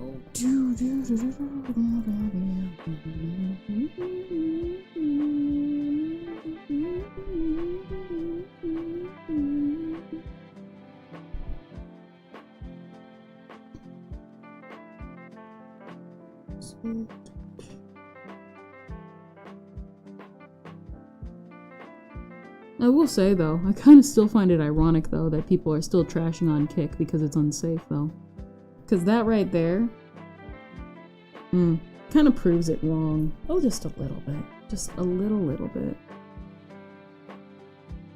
I get harassed on Kick. Yeah, and Twitch has the same thing. There's a reason I advocate for do whatever you want. Unfortunately, your girl just doesn't care what people think anymore. At least to a degree. We all have that one thing we still try and cling on to and care about.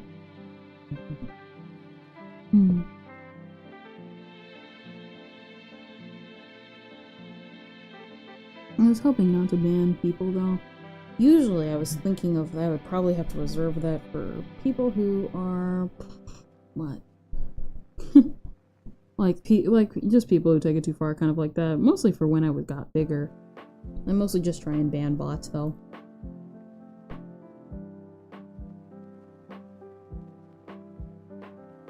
There we go. Ah, that looks so much better.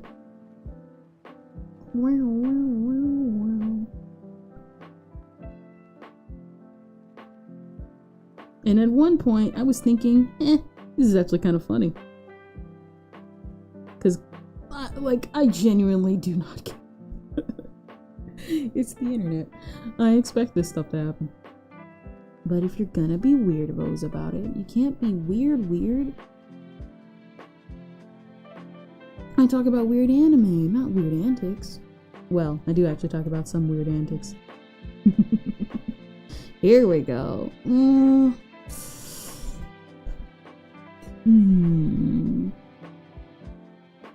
Let's see something.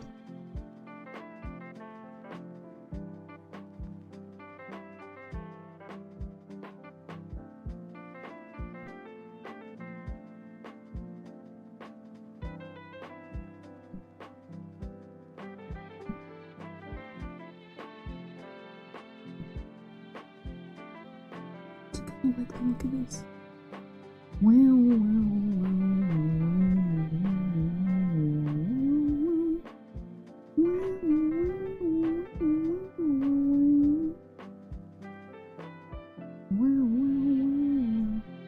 It kind of looks weird-ish. Kinda.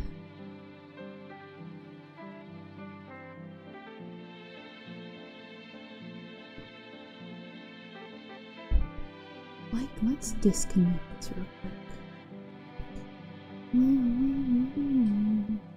I know I keep like making like this I keep like singing this leitmotif. For anybody wondering, that's just for, I guess, for anybody kind of curious why. Like I said, I've been like kind of super Holic obsessed. That's the opening 19 sigh for Holic. And like I said, I really always loved the music there. And the music is just really good. So I highly recommend checking out the soundtrack.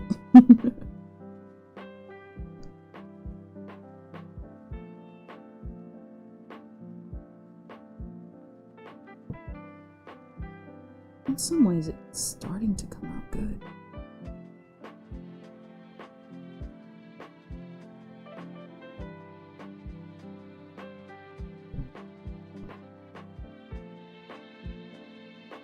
Kind of looks like waves.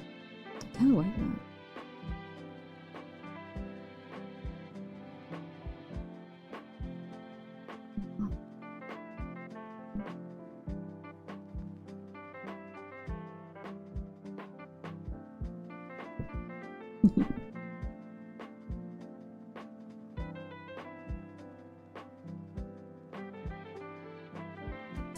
It's not coming out right.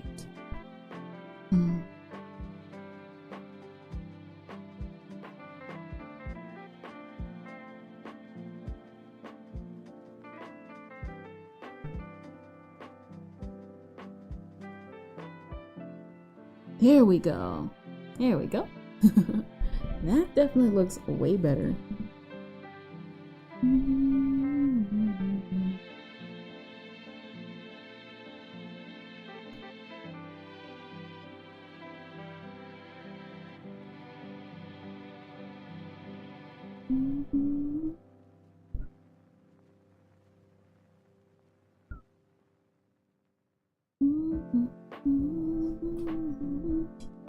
Please tell me we were in here doing clouds for like a bunch of hours.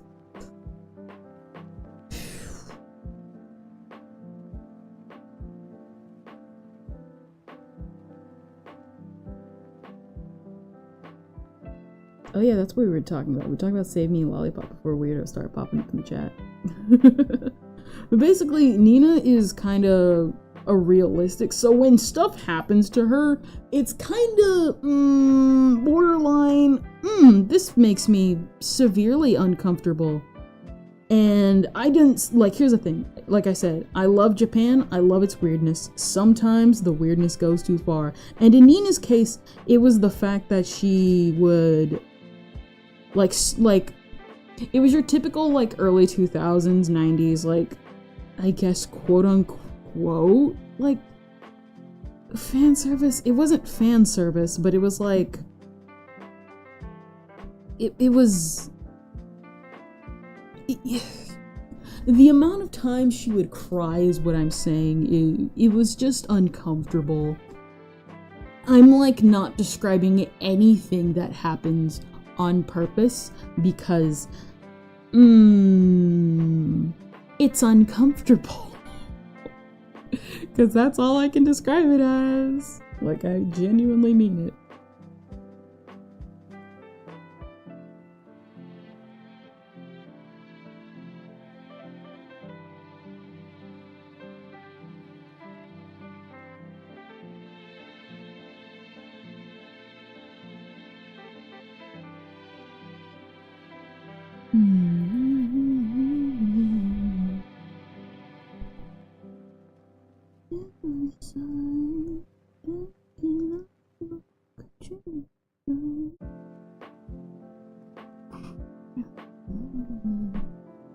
Let's see. I think this cloud looks way too overly detailed, so I'm gonna like cut it off right around here.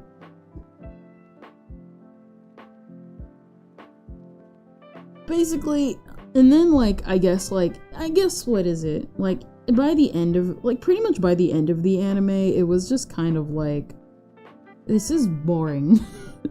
Like drama happens, so much like stuff happens in the anime that when they actually were kind of trying to focus on the plot, so how should I put this? It ends anime original, if I remember correctly, so that's kind of one of the reasons why I was just like, man, this kind of sucks.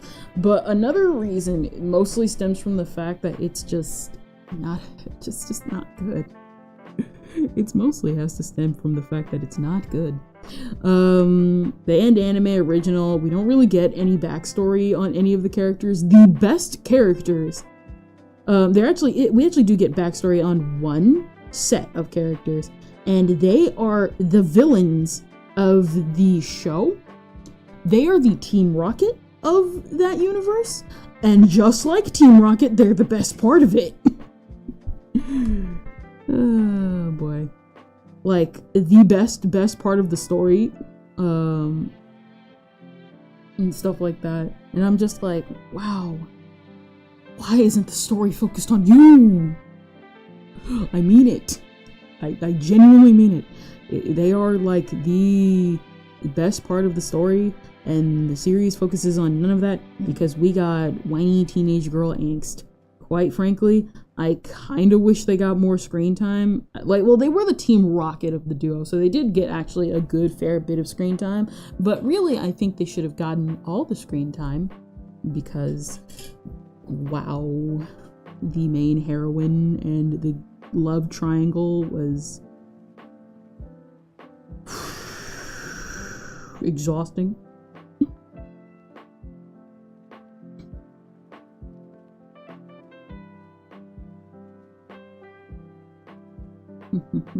Let's see.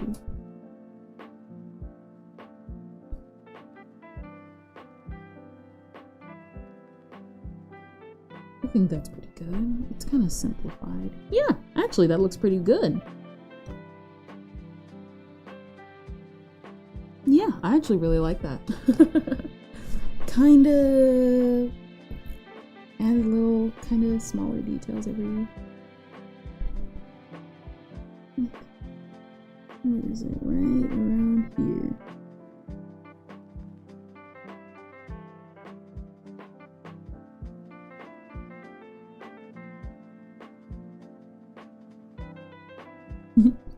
Hi. Hello, awkward chicken.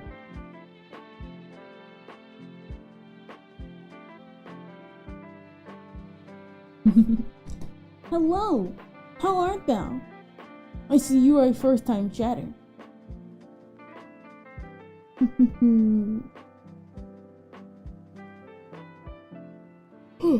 I'm doing good. Yeah, we're just drawing clouds. It turns out I've been drawing clouds for a while, and I didn't notice. But pretty much what is it? Here we go. We're doing some asset building. Ah, I almost forgot. That's the old clouds. Where art thou? Clouds. Here we go. We don't need this anymore. So, there we go.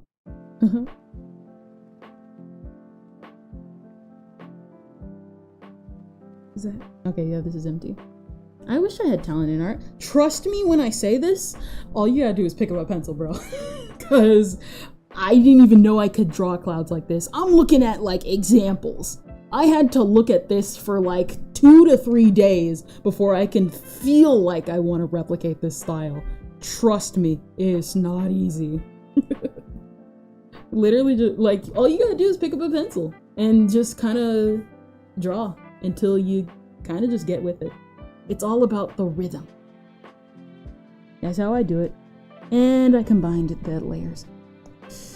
That was dumb, that was dumb, that was dumb, that was dumb, that was dumb. Can I undo it? Of course, it's stuck. They're stuck together. Yeah. Let's see how far I can go back to see if I can divide up these layers. Okay, there we go. Yes.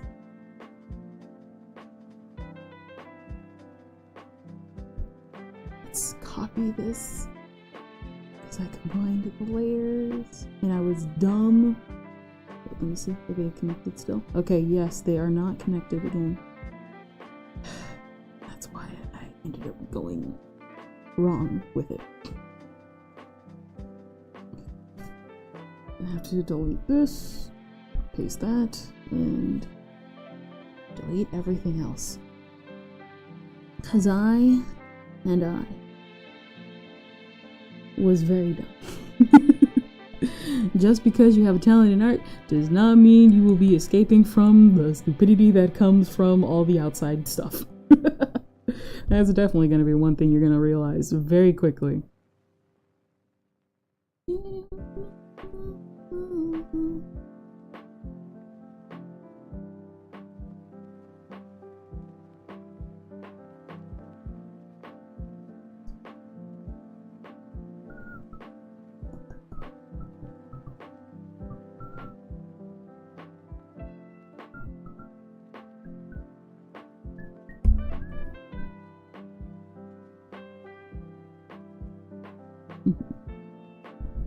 Yeah.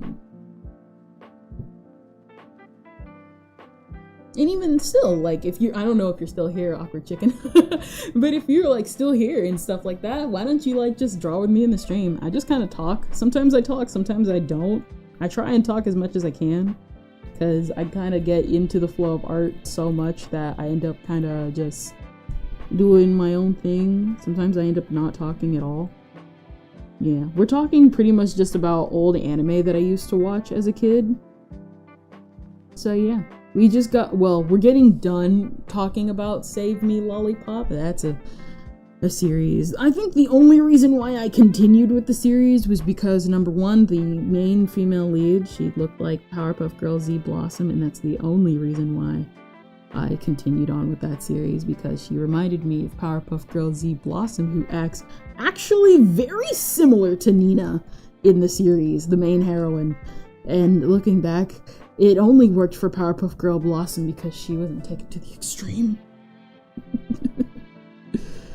Oh boy. Now, this is pretty good. This is pretty good. Yeah.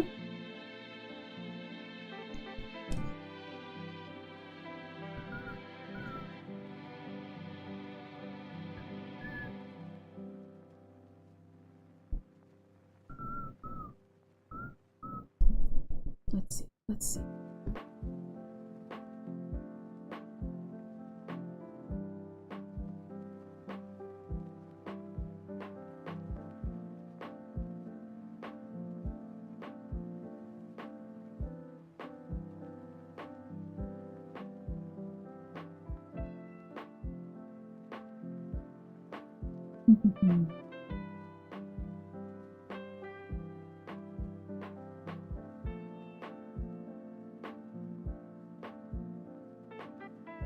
There we go.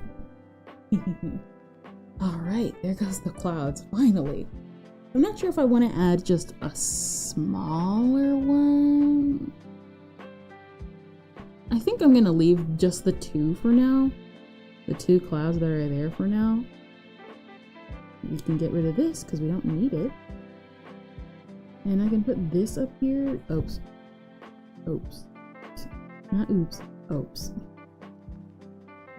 And then I can just kind of look at that. You see that? It's called progress. If anything, if I could say anything, you can totally try. Definitely study like art styles. You don't even have to like study it over and over again. Like just retrace it in your mind. Like, what does this look like to me? Because to me, this is what Japanese clouds look like. To me, this is what they like really look like. These are really what the smokes, like I'm gonna call them smokestacks, smokestacks in Holic look like. And I really, really love just how they look in Holic. I love how they look in motion. This isn't anything in regards to the smokestacks. I just was thinking maybe I wanted to show off the art for Yuko, because oh my gosh, she's so pretty. Every single time people come into this stream and like anytime I bring up Holic, it always boils down to, man, Yuko is so pretty. Oh man, all the characters in Holic are so pretty. Just because Clamp is just super cool. If I guess to repeat, anybody who knows Clamp, if the semi art style kind of looks familiar, it's the Clamp is the people who made Cardcaptor Sakura, so they made this as well. Not the anime, obviously, but they did make the character designs, and I highly recommend googling them. Holic's art is just on another level, bro. It's on another level. It's so good. Oh boy. I mean it. I love it. Now that we're finally done with 2 hours on clouds? Not 2 hours on clouds, please, no!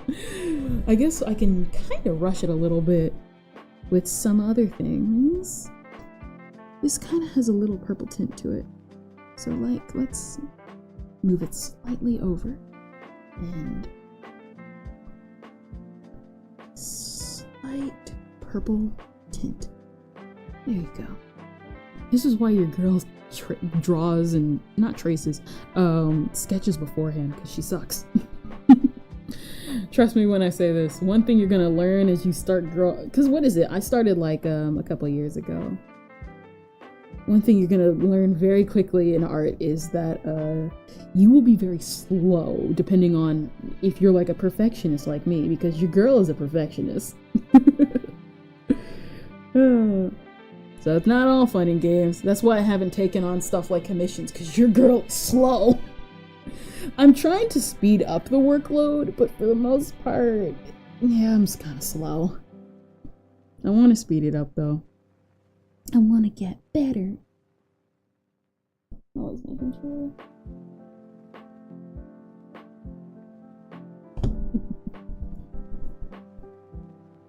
Let's see. Let's kind of sketch out some books, because what I want to do is what I want to do. Book, layer, duplicate that layer, and add that book, shift to the side, add another book, shift that to the side. But this one, because it looks like it's shifted a little bit, let's do that, and then do this. And then it looks like that.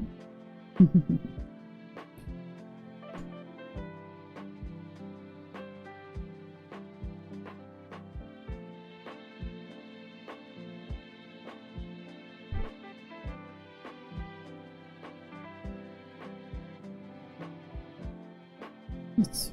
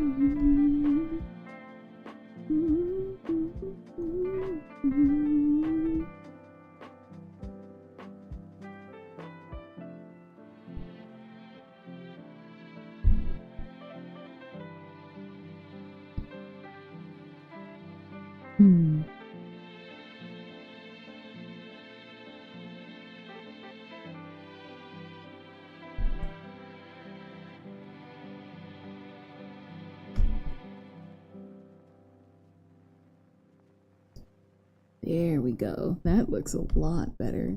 Just like how I pictured it.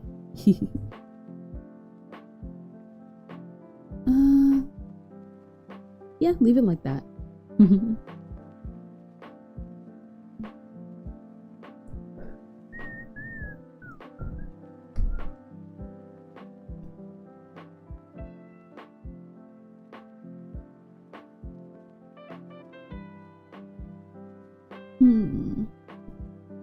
There we go.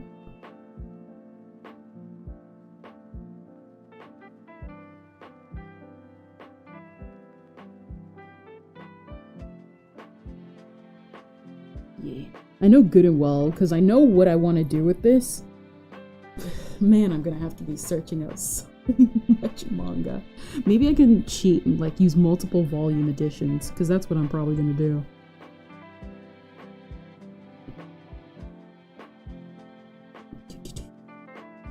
Man,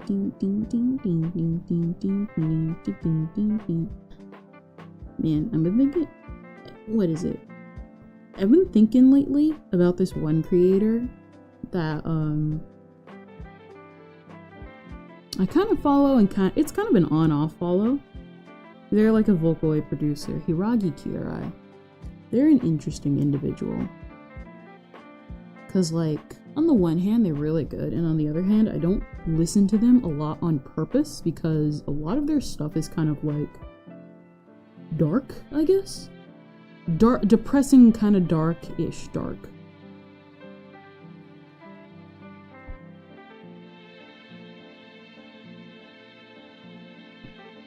If that makes any sense.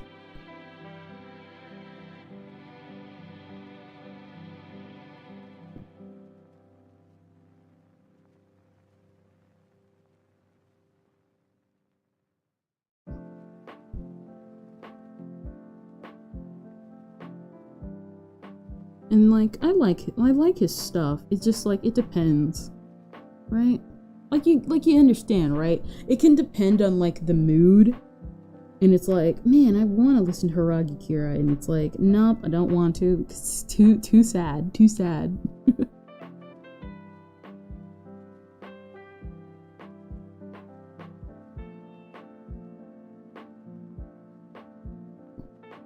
I'd still say, like, one thing I think is that his albums are kind of underrated, though. But, like, a different kind of underrated. Well, not a different kind of underrated. More like, man, his stuff is really good. But it's like, you kind of get it. I don't know what I'm talking about. Let's see.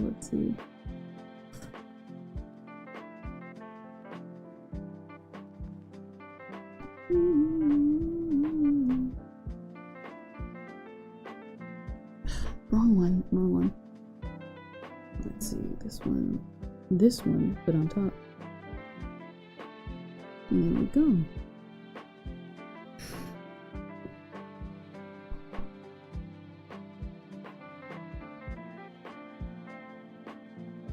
Oops.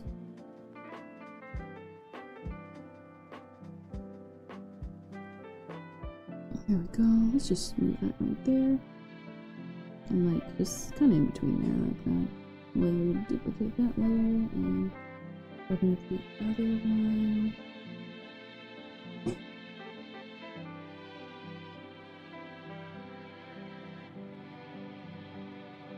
Where is it? What? What? Where? Am I'm lost in my own art thing. Wait.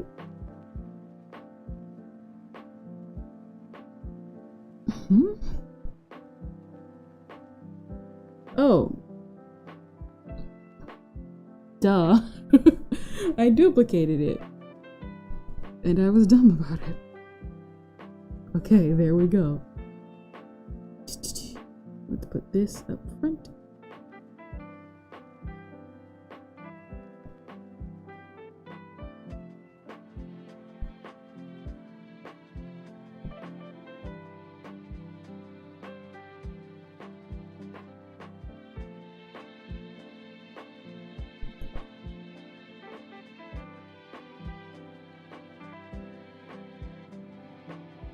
There we go.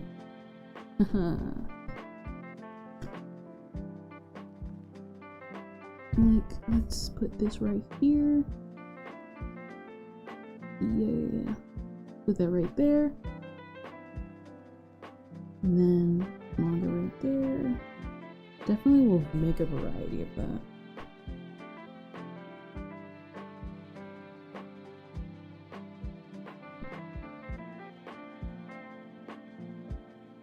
I guess I can't completely go blank on you guys. I kind of was just thinking. What else? What else?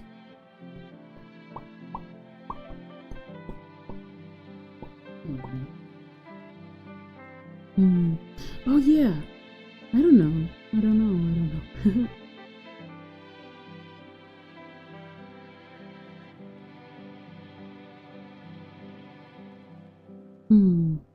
I think light purple is definitely good for the clouds, but I'm pretty sure I should make it gray. No, white. Absolutely make it white. And then highlight it with gold later. Oh, I forgot. Oh, I forgot about that.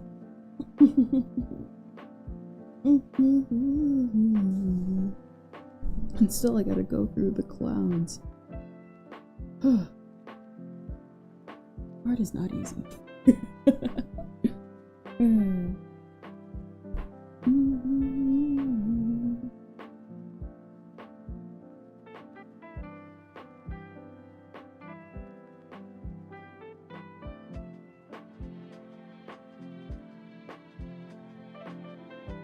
I know I could probably hellos X.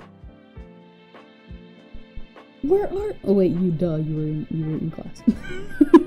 Of course, I forgot. The school semester is started over again. How could I have forgotten? How could I have forgotten?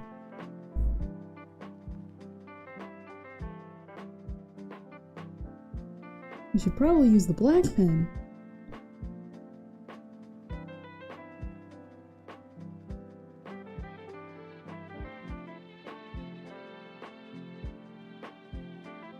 Was it? No class, D&D. Ah, I see. What is it? I think I saw that trending a couple of days ago, D&D. So I wouldn't be surprised. I shouldn't be surprised, I guess, is the correct term. We're pretty much just like, we're finishing up the stream for today. Kidding. I actually have to take a break. So I'll be right back. Wait, of course you came in. Minute 1, hydrate. Then I'll go take a break. I'll be right back.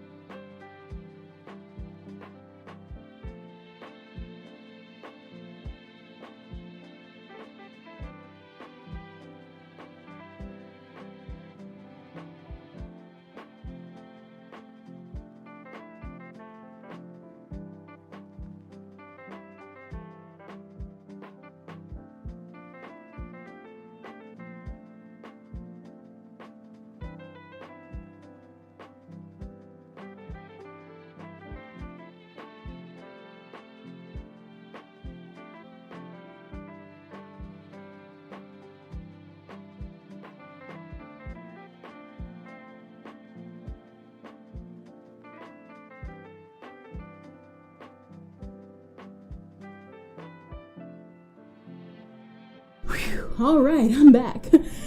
To do my hero's journey.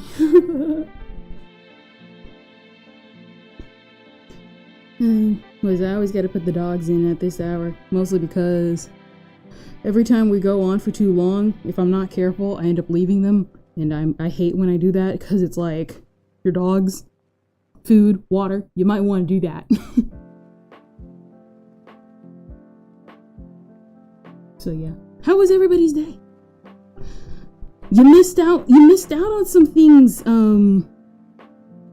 X, we had weirdos in the chat today.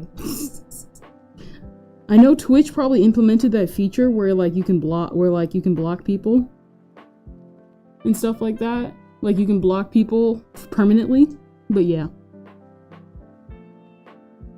Yeah, we had a weirdo today. It's just how it has to be.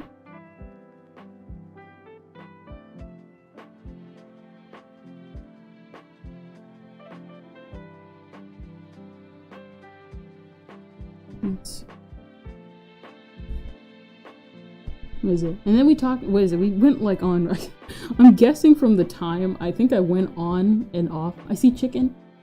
I see chicken guessing a ban happened though. So can't see OG. Yeah, because I blocked them on Restream and on Twitch. I was like, I see. All right, bye. It was comical, but then after a while it was kind of just like, my guy, there's being edgy and there's being not funny. How to put it on a scale of how bad was it? Grape. And you can already piece it together from there. I don't care for what is it? What is it? There's being edgy funny, and then there's being funny. And your girl has listen. Your girl will laugh at an edgy joke. There are some edgy jokes where I don't care who you are going to laugh at probably one or two edgy jokes in your life. That was not one of those jokes, unfortunately. So a certain someone got banned. I ain't gonna even give them a name. People like that want recognition. A little bit. I only shout out names of who to look out for in case, I don't know. I guess I feel like it, and I'm just like, I know who they are. I will hunt them down.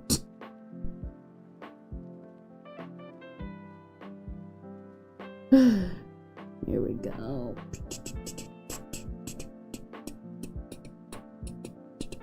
Alright, so there's kind of what the books should look like.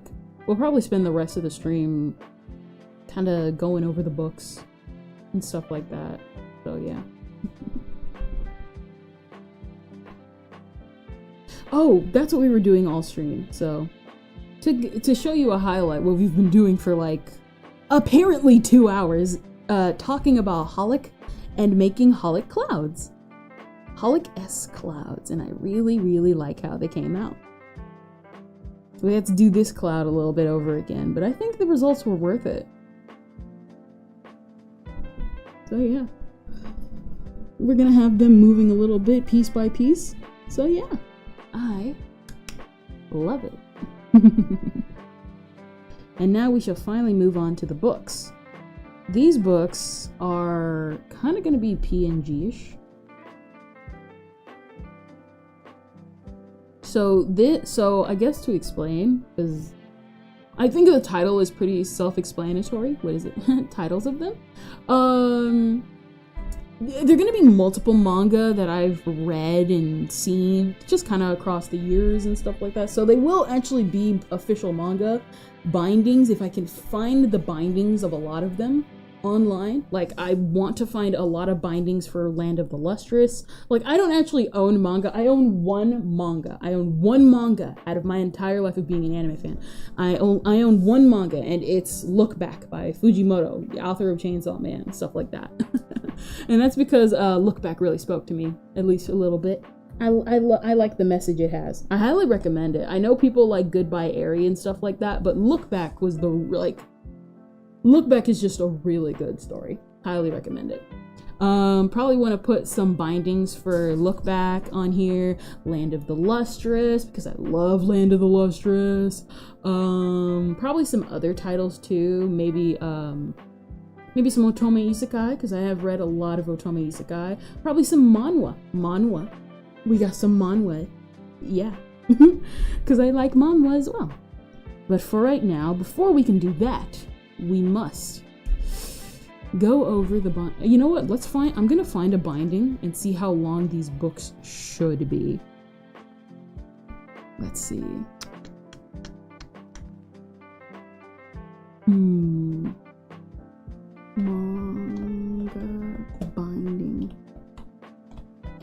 Manga bindings. What is it? You know what's one thing I really love? When authors make an illustration, like make illustrations on the binding, and then when you stack them together, you stack like the individual volumes together, they have the little like illustration in full. I love it when manhwas do that. It's one of the reasons why I'm kind of not sure if I want to, because one of the series that I really love is Space Boy, and I'm not sure if I want to get the omnibus version of Space Boy or the singular books. I want to get the singular books because I like the individual illustrations of all the characters you see throughout the story, but at the same time the omnibus is a collective of just a collection of the chapters. I think I want to go after the singular ones, but I'm not sure still. I'm still thinking about it.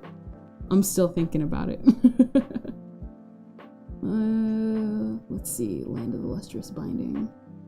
Land of the Lustrous binding. Let's see. Not bindings, but I did find the Haruka Ichikawa Abe book. What is this? No, this is different. Side binding.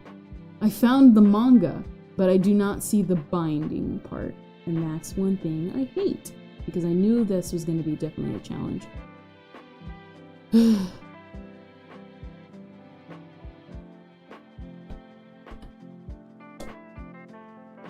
Let's see, can I find it? Because I found the bindings, but all, like, what is it? People are showing off the bindings, but none of the bindings are like on a PNG. They're all like photographed. And it's one thing I hate when that happens. Land of the Lustrous. What's Shaman King doing here? What is it? Volume 1. Is there any of the bindings? This is kinda it. I want like a clear PNG, like flat PNG without any like border, like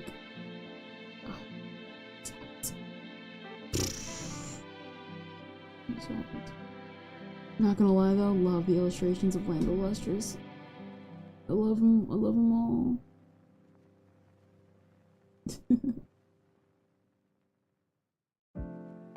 Save image, please. Okay, JPEG, good. Okay, we got a JPEG of something.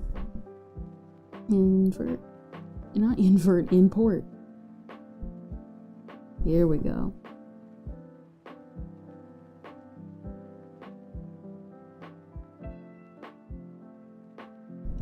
So we'll probably take a couple of these.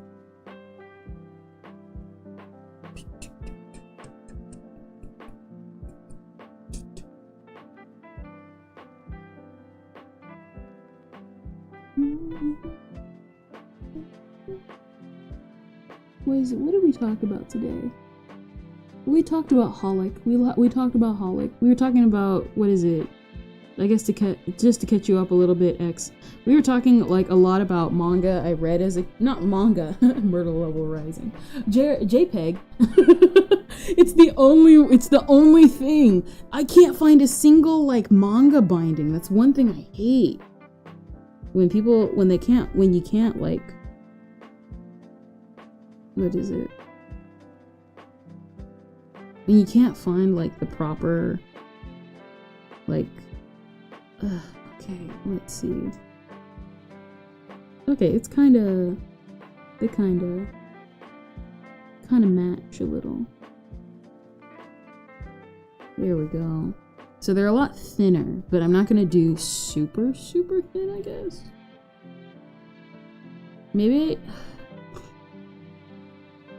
let me see something. Because I wanted to do like manga bindings, but if they're gonna be this thin, I might as well just go for an omnibus.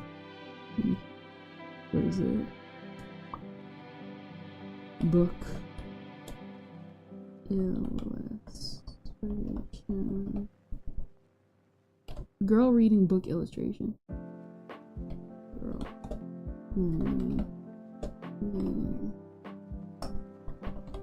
Because I need a sample of like, okay, we got like some, because we got covers. We can like find full-on PNG covers of like books. But the thing is, because the books are like flat like this, that's like it opens up like a whole new thing.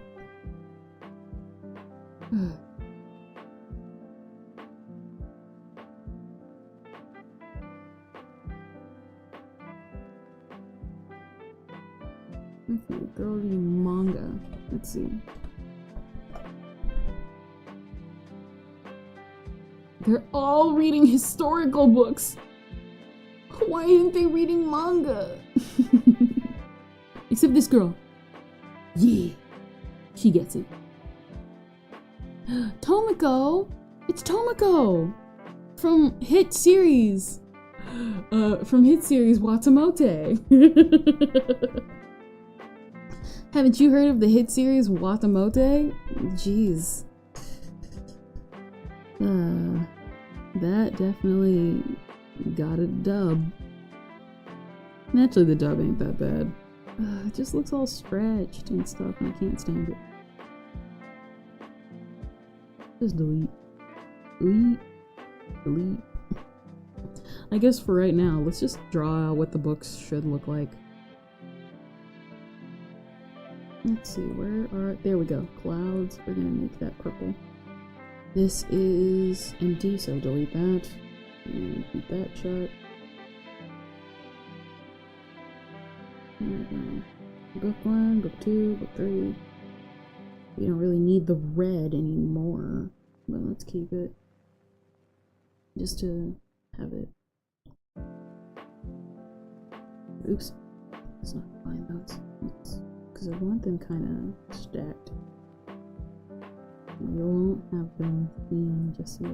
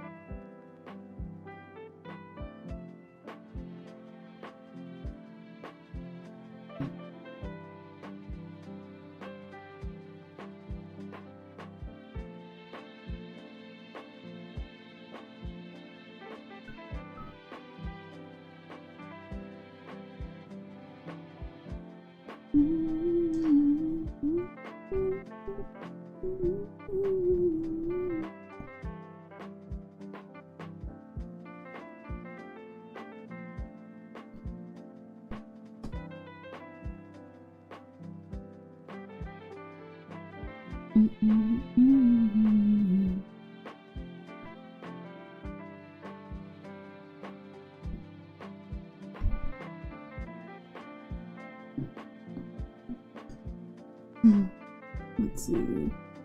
I don't know why I've gone like all silent. I've been talking this whole time and I've gone all silent.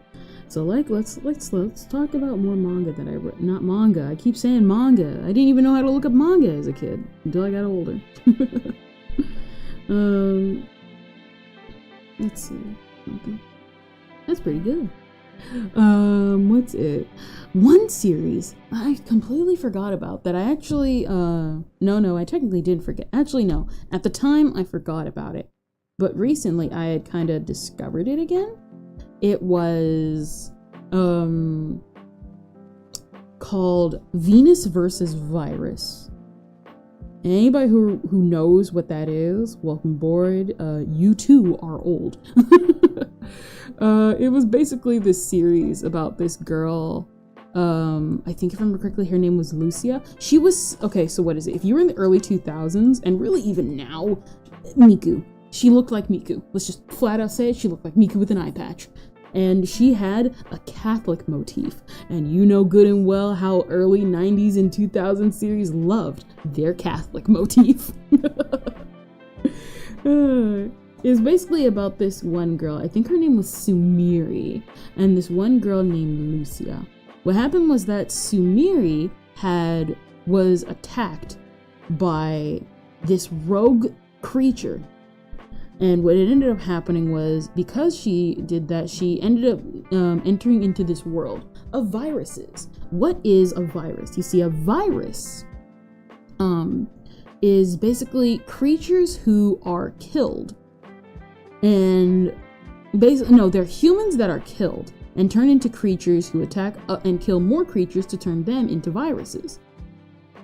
And so pretty much it's Lucia and her caretaker's job to eliminate these viruses. The problem is, though, well, when they are defeated, they don't come back. So, yeah. They ain't transforming back, everybody. And, yeah. Basically what ends up happening is Sumiri's like, I ain't having none of it. You guys are weirdos. And then she joins them because there was this guy that she liked who got turned into a virus. At least that's what the anime is. So people die when they are killed. Yes, they do. They absolutely, positively do. People die when they are killed.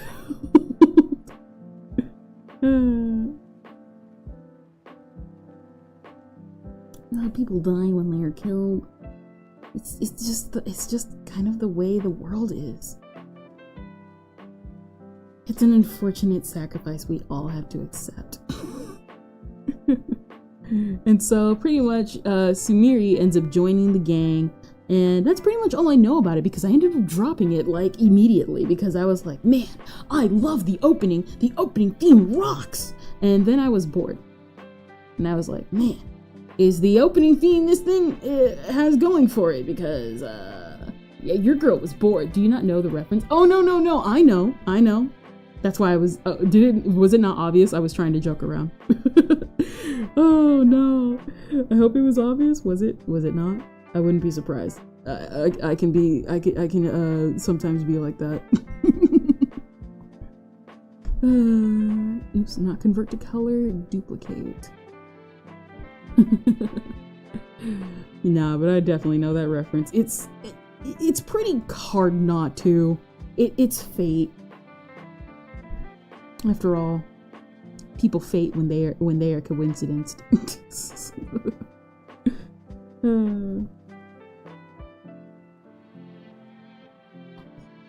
This is the short version.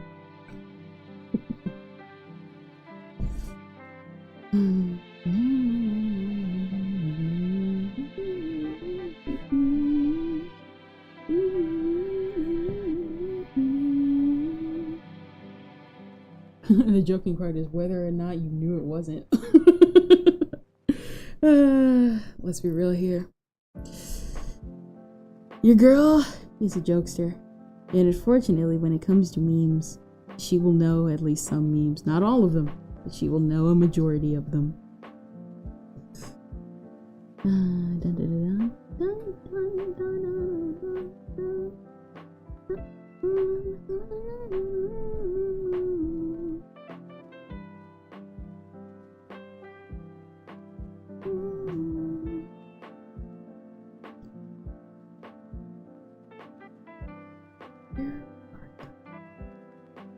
Here we go.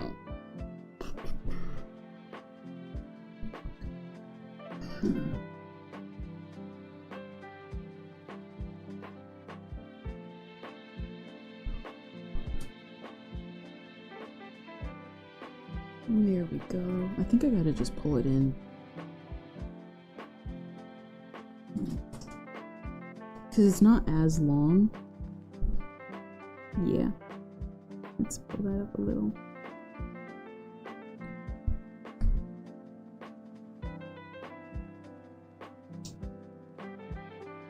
Why is this... Every now and then, this dumb song always pops up in my head every now and then. If anybody's wondering what it is, it's the anime, it's the theme for, I think, not the capo, defrag. Every now and then, the opening for defrag just decides to implant itself in my head and is like, do you remember defrag? Everybody remembers defrag. That one scene of that one girl, it's kind of hard to forget. And if you've seen defrag, you know which scene I'm talking about. The zipper one. The zipper one. It's so corny. It's so corny. Defrag is just so dumb, though.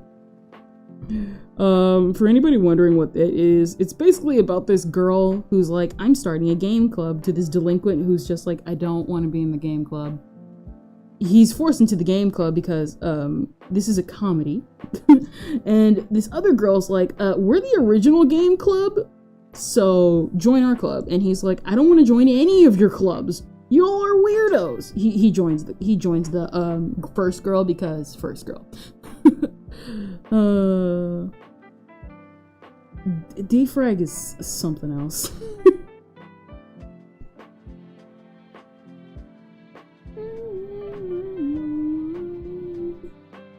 It's a series that exists, and that's all you need to know about Defrag. It's an anime that exists.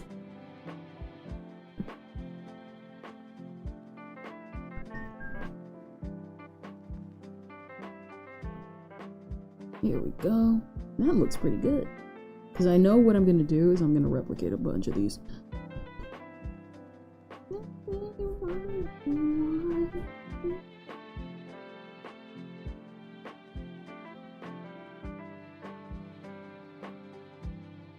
Where is it? Oh, I remember that one. Kokori-san. Gugure Kokori-san. I loved that one. I remember. It exists. Wow, I wish I existed. Come on, you're existing right now. You fulfilled your prophecy. What is it? I remember. It Gugure Kokori-san. I loved Kokori-san. It was a weird series, but it was like the good kind of weird, if that makes any sense. So basically it's about this little girl, and she thinks she's a doll. And so she's like, I'm going to summon Kokori-san. And he comes and is like, man, your life is trash. You can't eat cup noodles every day. And she's like, well, I'm a doll.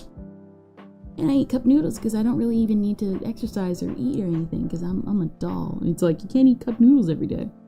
And so he stays with her to be her caretaker.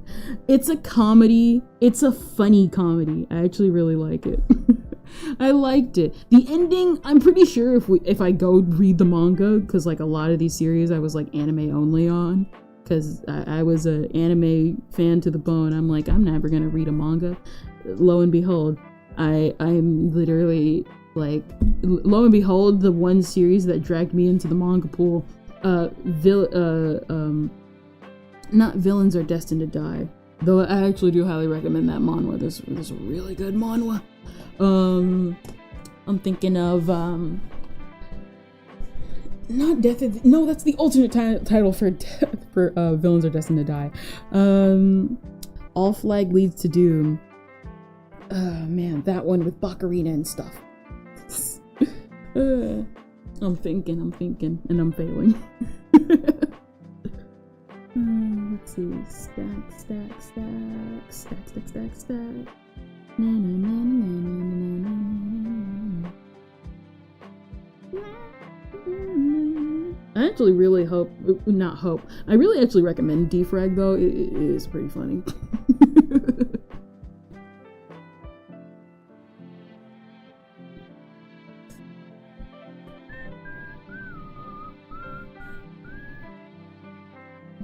What is it?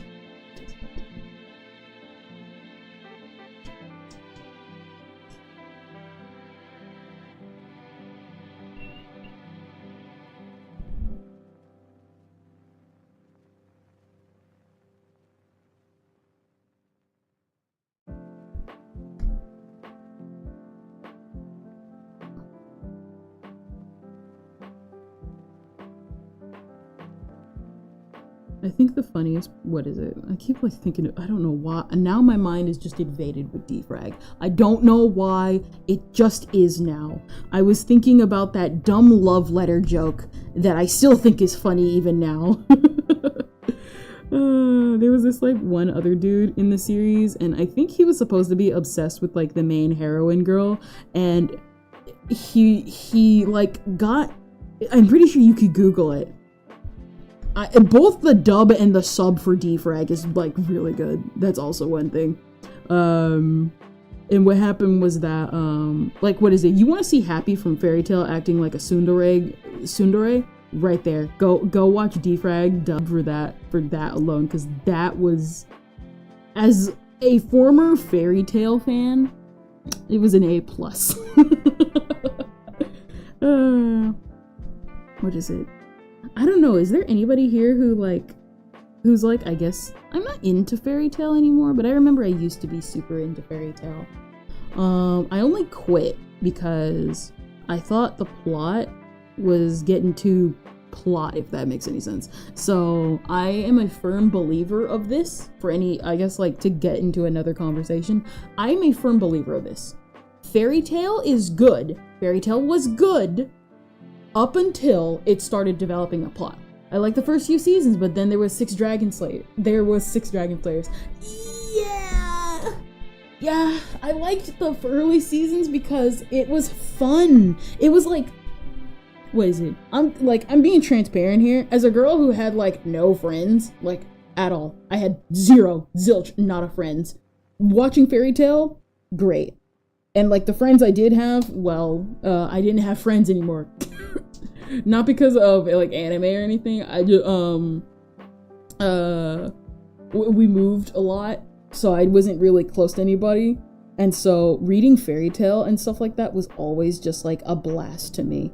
Because Fairy Tail, like, I legit mean it, Fairy Tail was really fun.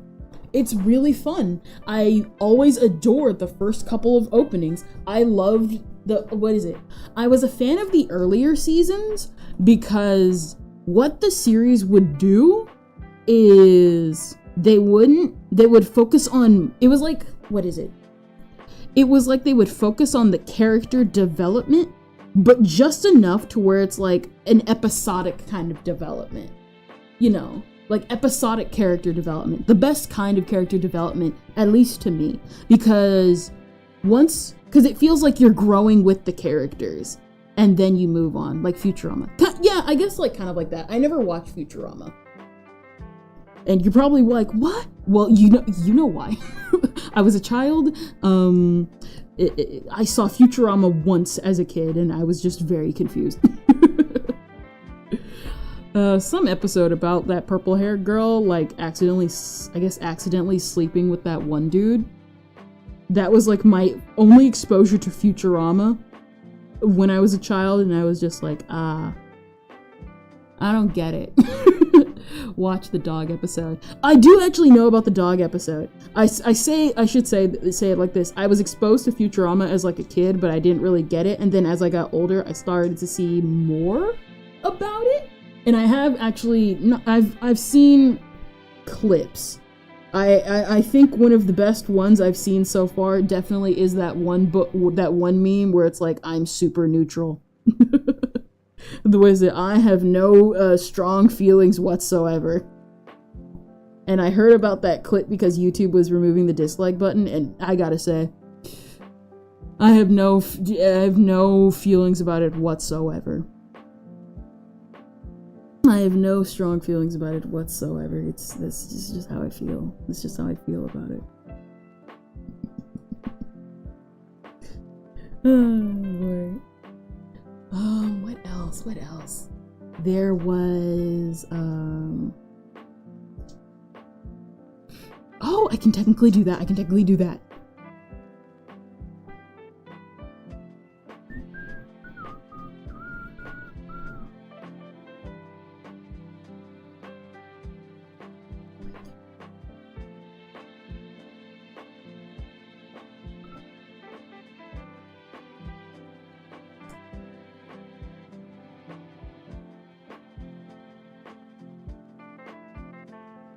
Let's see.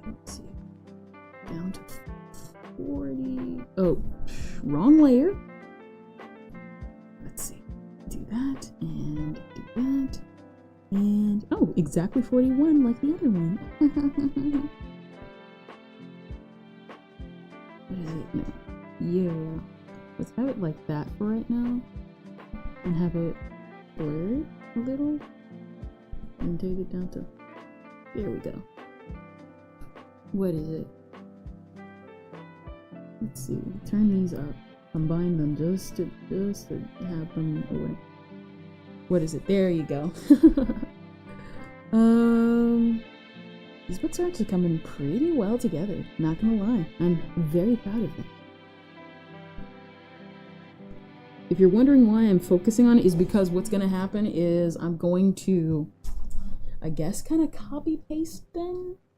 Yeah, I'm gonna copy paste some of the piles. Not all of them, but some of them.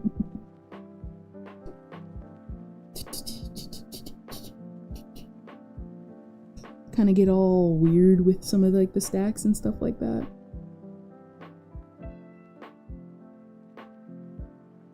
What's it? What is it? You girls getting too creative with the book stacks. Let's be careful with it. Let's see. Let's see.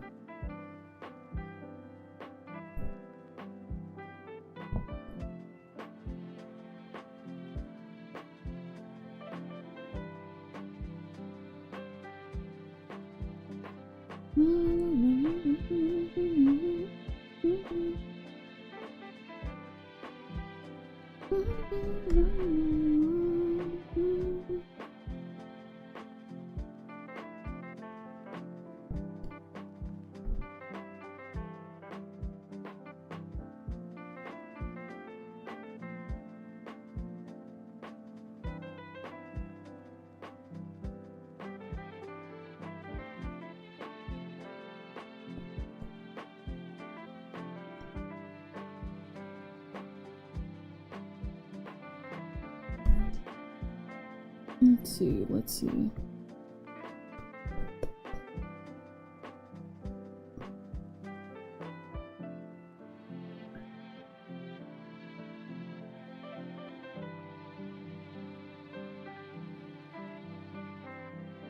Let's see. Alright, let's... I think I'm gonna get a little... What is it? Oh yeah, that's what I was saying. So, like, Fairy Tail. It's not a bad series. Far from it. I think, in a way, it's really good. I just personally think Fairy Tail was good when it did not have a plot. I think one of the main things that showed that I really didn't like the fact that Fairy Tail had a plot was when they brought Lizana back. And I don't care if you're like, that's a spoiler. I hate the fact that they brought her back. It ruined everything involving Natsu. Who? Lizana, Mira Jane and Elfman's sister, who was supposed to be dead, but they brought her back for no reason. I hated that. I thought that was so stupid, cause she didn't serve any purpose. She didn't do anything. It was like, oh, we brought her back. Like, that's probably where they, like, started the whole, like, Hiro Mashima doesn't know how to kill off his characters. Because she came back. She shouldn't have come back at all. I hate her. I hate her a lot. I really do not like Lizana. I liked what she represented. I liked the fact that it felt like Lucy took her place without, it was like, what is it? It gave depth to Natsu's backstory. And then, like, I'm just like, why? Why would we bring him back? Why would we bring him back? Why would we bring her specifically back? She's supposed to be dead. What is it, like Yzma? He's supposed to be dead. Like, bro, kill her off. She should have stayed dead. And then the thing is that later in the series, she serves no purpose anyway. Just because, wait, the backstory girl? Yeah! Yeah, she, like, comes back.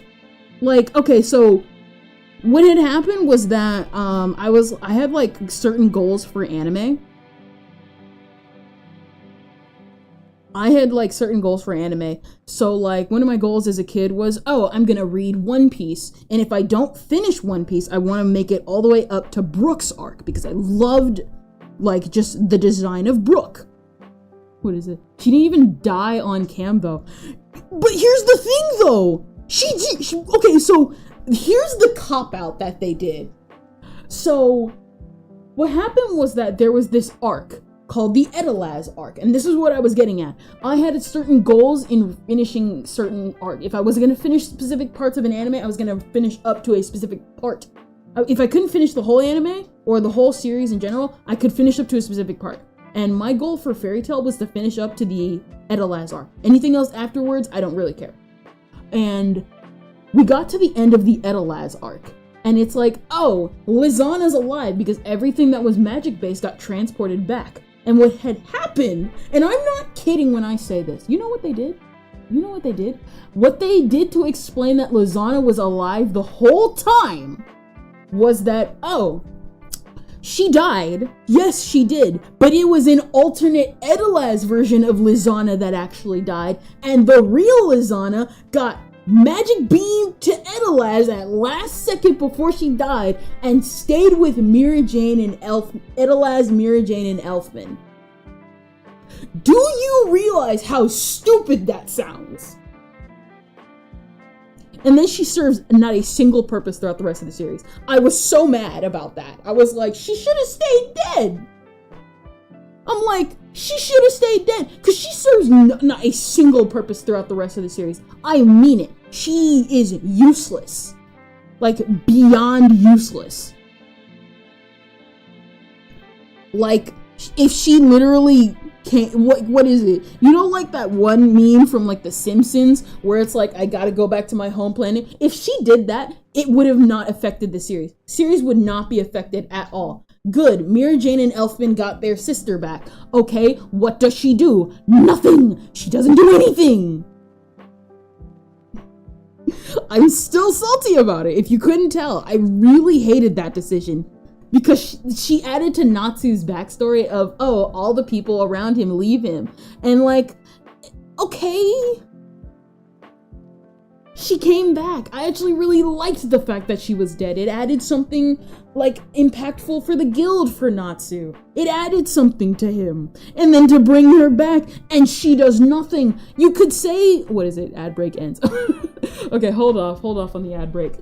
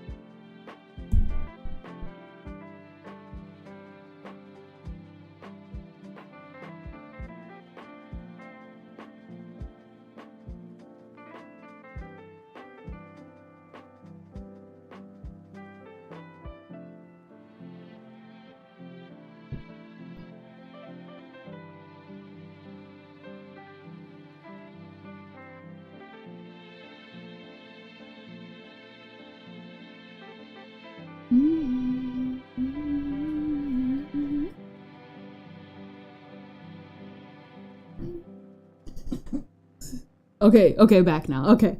No, but like, I genuinely mean it. She adds nothing for like the rest of the story. There's a reason I like, whenever I bring up the topic of just Lizana, I cannot stand her. Not because she's a bad character, it's the fact that she doesn't add anything when she is back. Like, she comes back and it's literally like nothing changes. She's just a bonus for like Lizana. She's just a bonus. I guess what Hiro was trying to do was to show us like, oh, Natsu's moved on from Lizana to Lucy. Because let's be real here. I am a Nalu shipper. I've always loved Nalu, and I will always stand by Nalu until the day I die. Because I am a Nalu shipper. When Hero literally went on stream a month ago and drew all the ships of Fairy Tail on their couples couches, I almost tweeted, Hero the man knew what his audience wanted, because there were so many Nalu, Groovia, Gajiel and Levy shippers there, because like, bro, dude knew what he was doing. Dude knew how to please his audience. I am that audience. But like, at the same time, she don't matter, bro. She don't matter. She don't add anything. She literally could die in the next chapter, which, if she did, she still wouldn't add anything.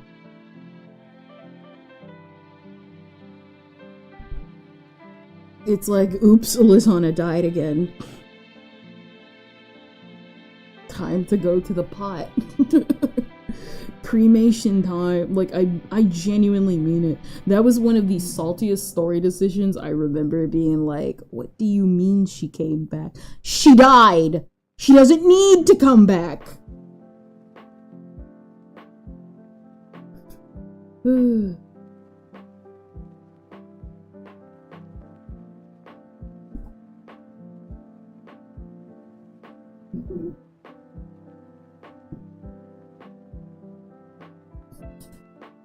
If you couldn't tell, I was I like I said, I mean it when I say it. I did not like that decision at all. Like, if you're going to, like, here's the thing. Here's my story philosophy. If a character, like, it really not even my story philosophy. If a character is just supposed to stay dead, have them be dead. And especially if they add to a character's backstory. If you're gonna bring them back, like, what is it? One thing I will always, like, give credit to Beyblade, Beyblade, when we were talking about Beyblade a couple weeks back. Say what you want about Beyblade. That thing was cornier than the corniest cord you will ever encounter in your life. They at least did something with Jenga's dad. He at least added something to the story. Like, oh, he can't, of course he's no longer the guardian of the crystal. Is he just gonna hang around Jenga and just be a bum? No, dude opened up his own tournament federation thing, and eventually that ended up helping the gang, and they all participated in Beyblade tournaments and had an excuse to go around the world. Stuff like that, if that makes any sense. If you're gonna do it, have some purpose to it. They couldn't just let Jenga's dad be a bum, then he'd be like every other bum father in anime. Non-existent. It's just like, wow, you did nothing with her. She's just here now.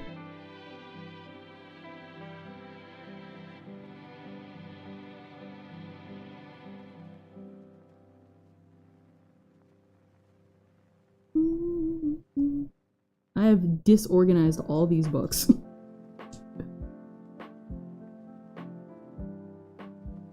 Alright, pull that all the way up to the top.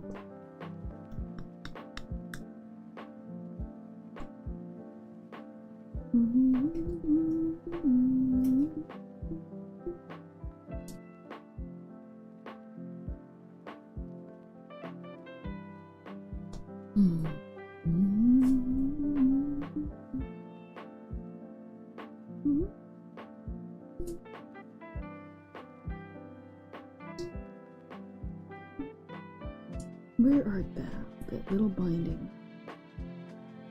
Here we go, delete you.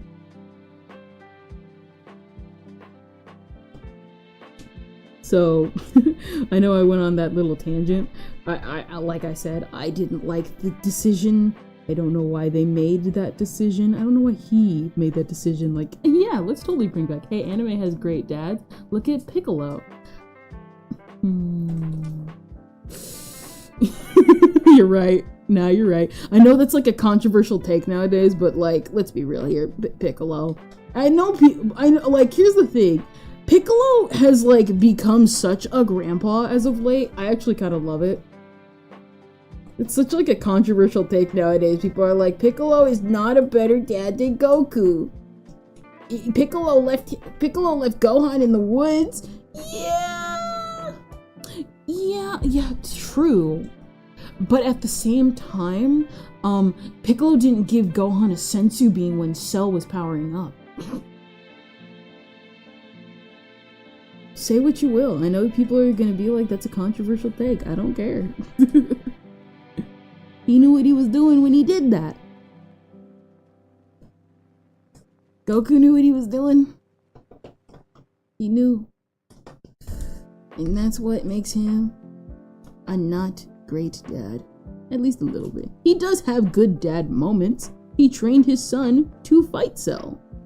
Still doesn't excuse why he gave Cell a sensu bean. We all have a lapse in idiot judgment.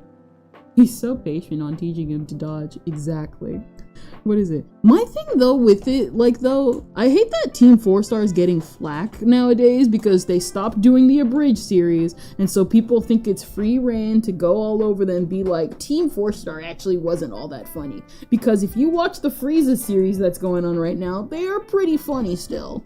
They are very much funny. I like it. I like their Home of Infinite Loser series.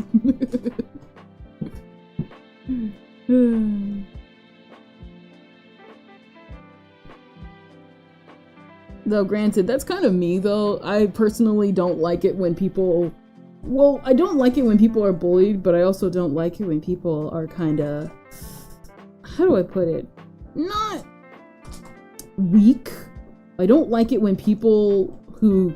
I don't know. For some reason to me, like, some people act like kinda chickens in some of the internet. You know that one thing where people are like, how are you being cyberbullied? Just turn off your computer. Sometimes you can't do that, but other times I'm just kind of like, just turn off your computer, bro. Just go outside. Like, some people don't need that. Other people really desperately need that. Like, just go outside, bro. Not all the time. I know that's like a controversial take to some people, but like, it's gotta be said. It's gotta be said to some degree at some point, guys. Also, I think giving Cell the bean was a good thing. What? Why? I like Team 4 Star more than the original. Yeah, I like Team 4 Star more than the original only because, like, what is it for, like, Lanny?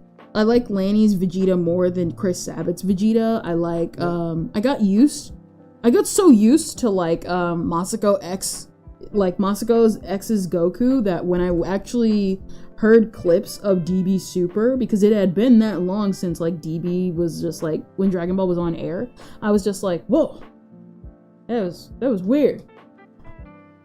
But it also helped me get used to, the Masako Nozawa's Goku when she came back for Goku, because I remember I heard her voice for the first time. I was like, ooh, why does Goku sound like this? Because I was actually one of those people who like dissed Masako in the beginning and was like, ooh, I don't like her voice. Why don't you like her voice? Because I don't like her voice. I just think the DBZ is way too slow. The fights go on for 8 episodes each and the filler is so bad. Ah, I see. You're watching filler DBZ. There's a difference. Oh no, I filled up the blank. There we go. There is technically a difference between filler DBZ and regular DBZ. That's why they made Dragon Ball Z Kai, which is the one I grew up with. I grew up with Dragon Ball Z Kai, so when I hear like people talk about filler and stuff like that, I'm like, man, I like filler. I mean, stuff like Goku's running down Snake Way. Yeah, well, it was like to build up drama. It made sense. Like, it makes sense to like let every other Z fighter fight and like show off their skills and stuff like that. And then eventually it's kind of just like, this kind of feels like it's going on long.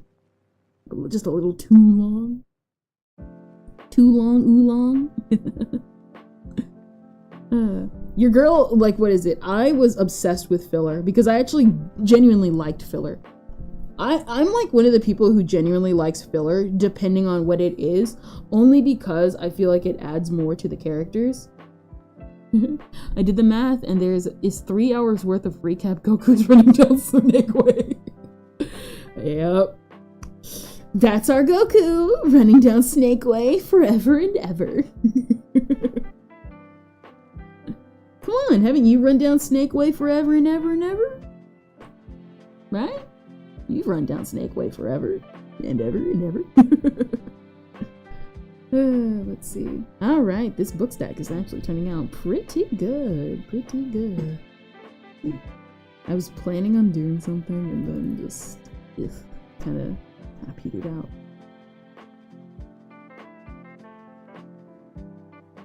Ah, that's what I was doing.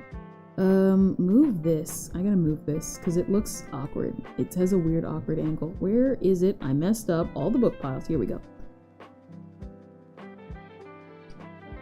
There we go. It's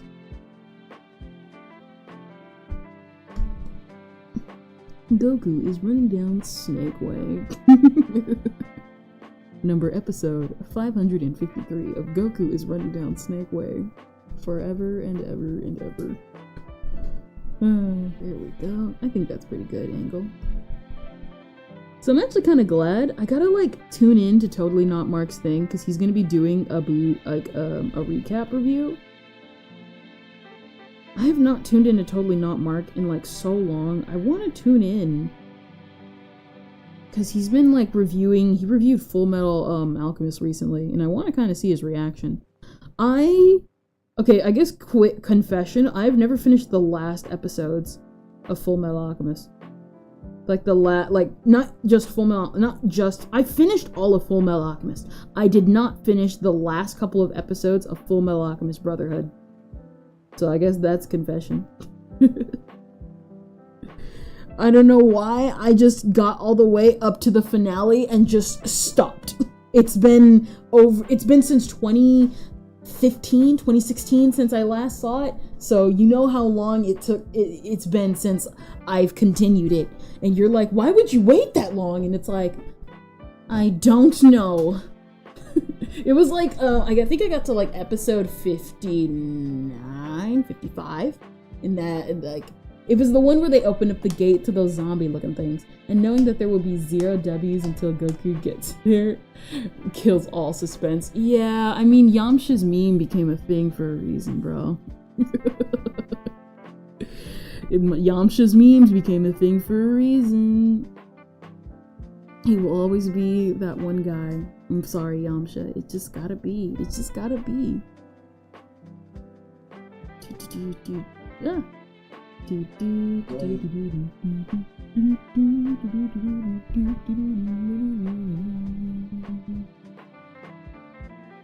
People are like DBZ. I don't understand people who keep saying stuff like that, like Team 4-Star. Like people are like, Team 4-Star. Everything about DBZ was ruined because of Team 4-Star. It's not my fault, Dragon Ball fans. Listen, it's not their fault. You can't read. If you're blaming them, despite the fact that the literal opening of the parody is literally, this is a non-profit fan base parody. If you take that seriously and you genuinely are like, well, still, I'm making fun of you. I'm making fun of you. You can't take something like that seriously. Like, bro, are you kidding me?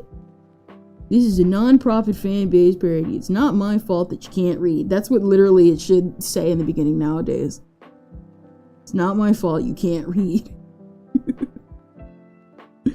I know good well people are gonna be like, you can't say that. Okay, going back a bit, reading up to set points, I did that with Naruto, and I stopped at the Naruto and Sasuke fight just before a time skip, and I just headcanon Naruto died there. No! Then what about Boruto? How did he get here? Boruto is an alternate dimension where Naruto didn't die. Therefore, your headcanon is useless.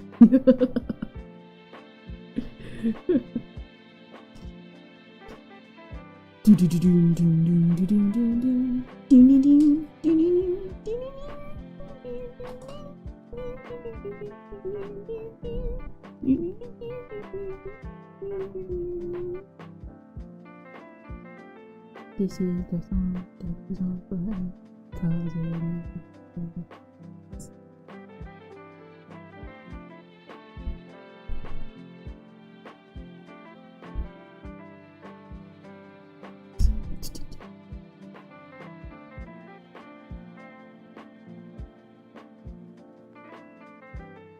There we go.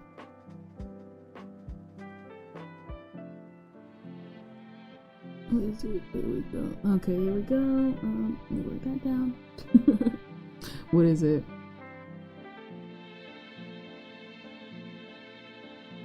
What? I lowered this down. Okay. Maybe I went back too far? Okay. I just kind of like Team 4 Stars, like, entertainment factor, I guess. Multiverse theory. Multiverse theory is a pain. It's how Boruto. That's how Boruto.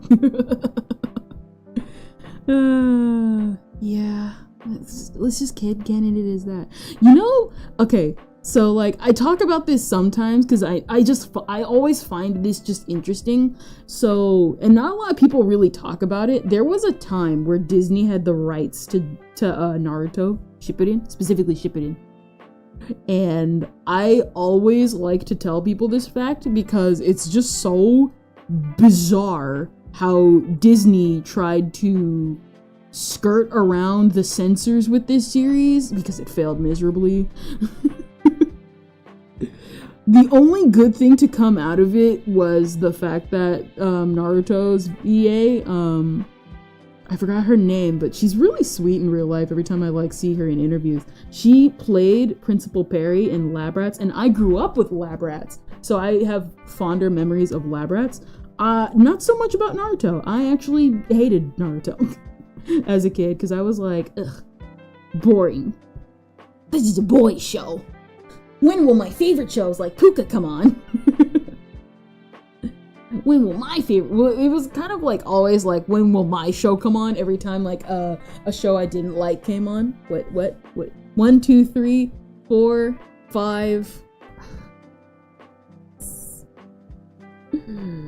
1, 2, 3, 4, 5. All right. All right, 1, 2, 3,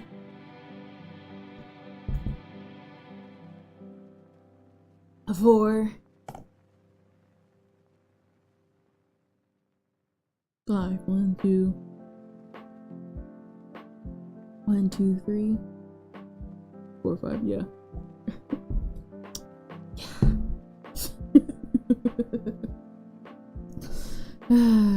Just you trying to drown me is not gonna work anymore because you used up all your points. Can't get me this time. None of y'all can.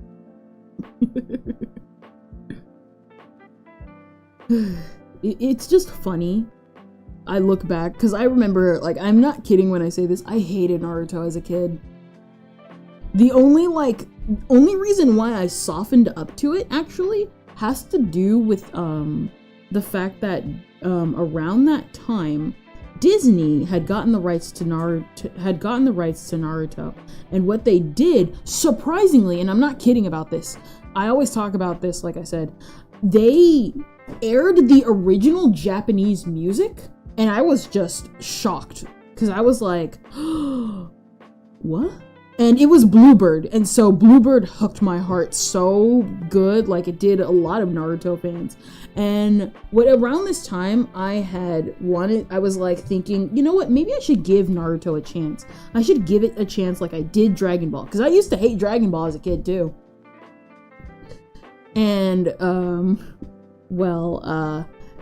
what happened was that this was around the time Naruto, the final movie, had come out. And I was like, you know what? I'm gonna get into Naruto, and I'm gonna finally do it. I'm gonna finally get into Naruto.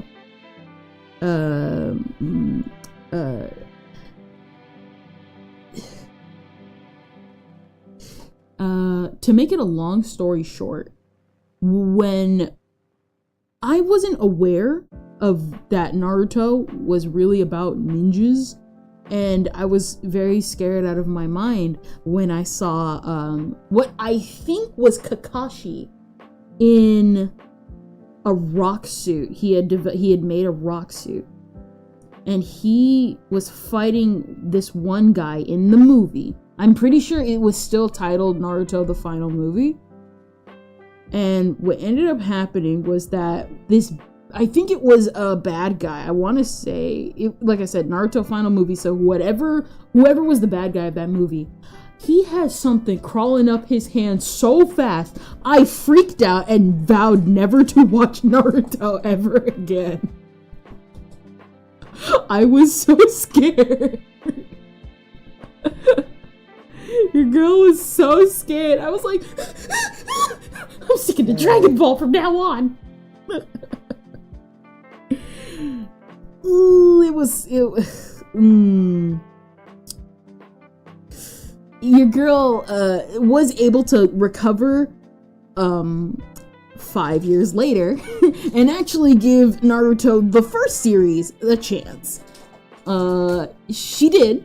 And she actually, I actually ended up kind of liking it. Not getting into it, kind of like how I was with Dragon Ball. I'm pretty sure had I got into Naruto after Dragon Ball, if Disney had the rights to Naruto at the time, if they genuinely did and did all that in that correct order, I would have given Naruto a probably more fair shot. But by that point, I had already I guess seeped into the anime phase, and by my anime phase, I mean I was knee-deep into the Hatalia fandom, where I would be exposed to more anime. Your girl had one fandom phase when she was younger, and it was Hatalia. Mostly because Hatalia actually, I'm kind of sad that Hatalia is not as popular as it used to be, but I remember really being knee-deep into Hatalia. I kind of miss that. Mostly because, like I said, Hatalia meant a lot to me as a kid, because that was how I formed my first friend group, legit first friend group, and that right there, I was so happy. And then we ended up kind of drifting apart throughout the year, just due to we were middle schoolers and stuff like that, and that was kind of it. There was actually 2 people I actually wanted to stay in contact with. And unfortunately, they were a grade above me because the group consisted of 2, your ad is about to start. Friend, what is this thing you speak of? You say that, but I genuinely mean that. When I was a kid, I genuinely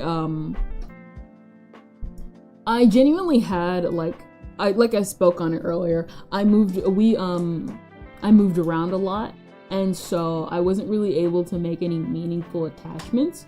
And so when I found anime, and I found people who also liked anime, and we would actually talk and genuinely be excited about anime, I was the one who introduced my friends to Fairy Tail, and we all got obsessed, and we were if you described us, we were all cringe weebs, but at the same time, I just didn't care. I was really happy I made friends. And then that was pretty much my final I'd say that was kind of my happiest school memory. As sad as that sounds, because let's be real here, most people, there's a reason why we're all on the internet. A lot of us were bullied, and stuff like that, and the bullying stopped when I went to middle school, and then I went to a different school by 8th grade, and then we ended up getting homeschooled, and so that's where I cherish as one of my happiest school memories. My happiest school memory is getting an in-school suspension. Not an in-school suspension. I don't understand that. It's in-school suspension. Just say detention, bro. Just say detention. No, but I genuinely loved that memory. Wait, where is my phone? Here we go. Okay, I was gonna be fearful. I gotta respond to text messages sometimes, and I was genuinely ooh, ooh. The ad break has started. Oh no. Let's see.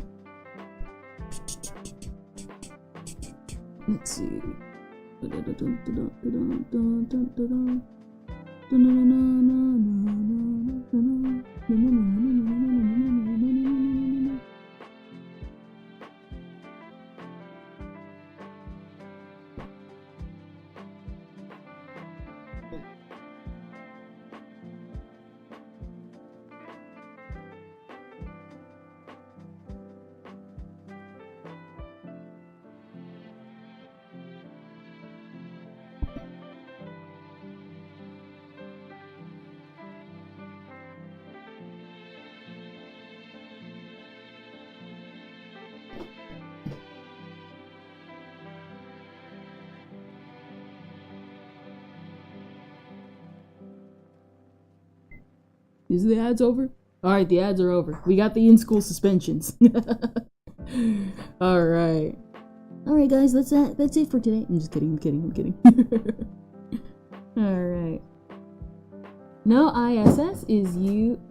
No, in-school suspensions, you aren't allowed to go to classes and are instead locked in a room where you're given all your assignments for a day to work on by yourself. Had no homework that day and got to work at my own pace. Not gonna lie, I can definitely see why you would say that's the happiest day of your life. Oh, man.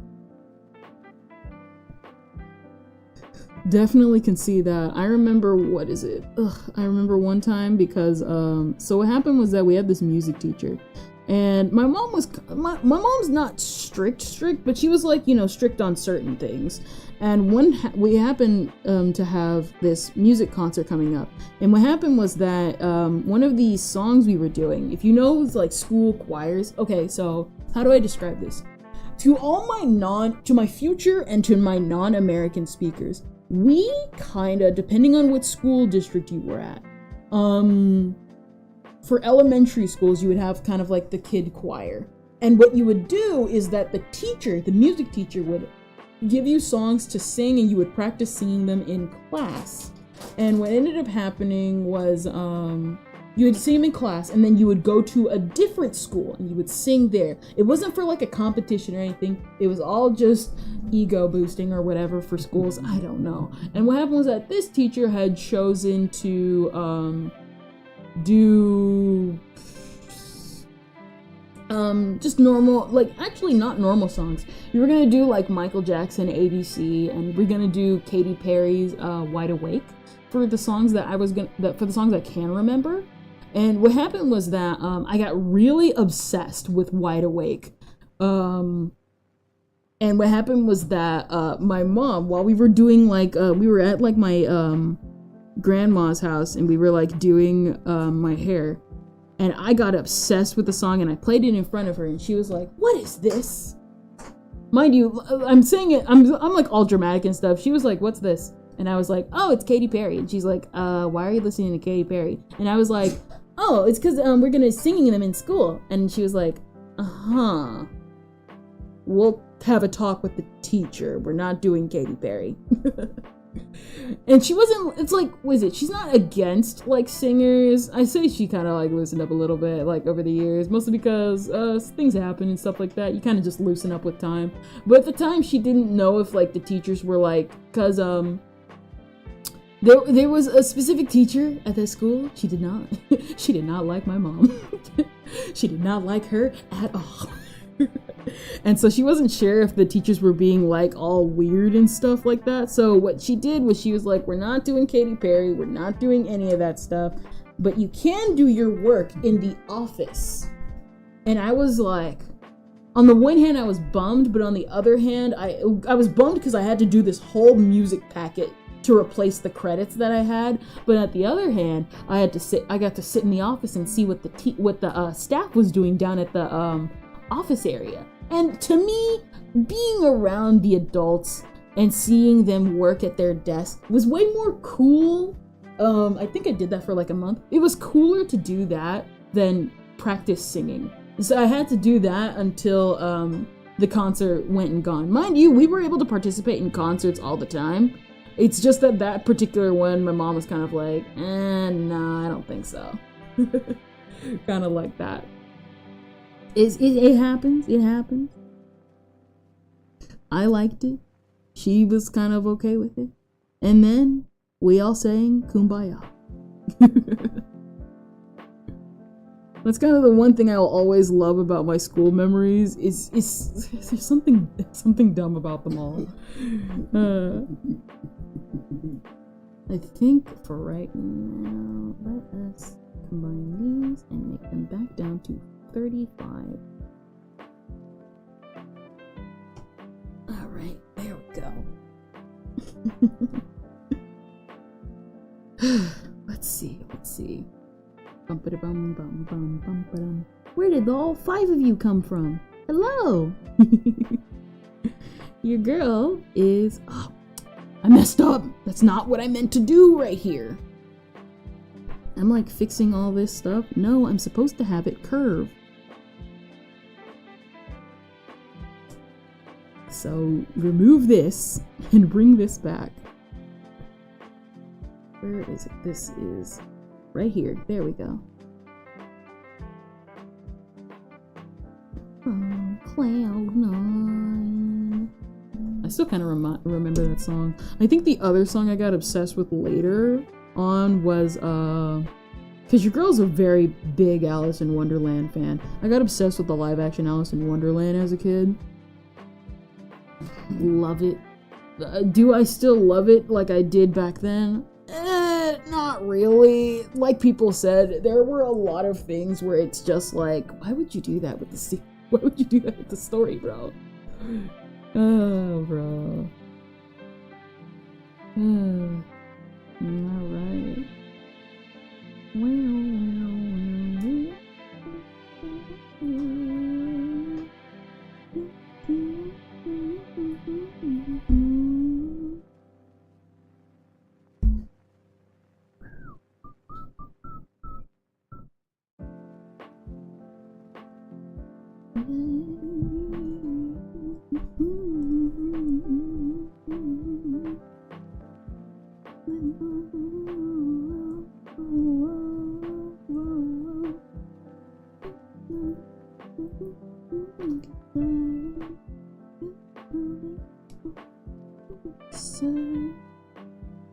Alright, this is a lot of manga in a pile.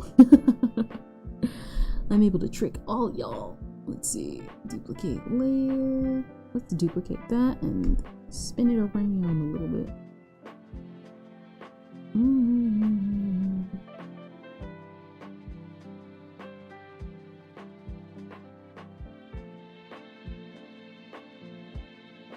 Let's see, and let's remove this and see what it looks like. What is it? I think the one thing I do actually remember in middle school also was that one time that friend from that friend group, one of the friends from that friend group had introduced me to Hanakimi. Yeah. Hanakimi. It was an interesting anime. Not anime. It was an interesting manga that everybody I've ever come across who's read it is always like, this should have been an anime. Like dead on, it should have always been an anime. It's basically about this girl who is obsessed with this superstar. But the thing is, though, is the fact that he's retiring. And so he's retiring to an all-boys school. Guess what the hijinks are? Basically, you know the plot. She goes to the all-boys school dressed as a boy. And then there's this one dude who thinks he's like gay and is like, man, I can't have feelings for a dude. You know, your usual shoujo stuff. Oh boy. And then there's this one dude there's this one doctor who is gay, and on the one hand, I'm pretty sure even if Hanakimi was made today, well, no, he's actually kind of funny, so people might actually give him some slack. He actually is like super funny though. He was like the school nurse. It's probably way worse now that I said it out loud, but he was the school nurse. Yeah, that sounds way worse when I say it out loud.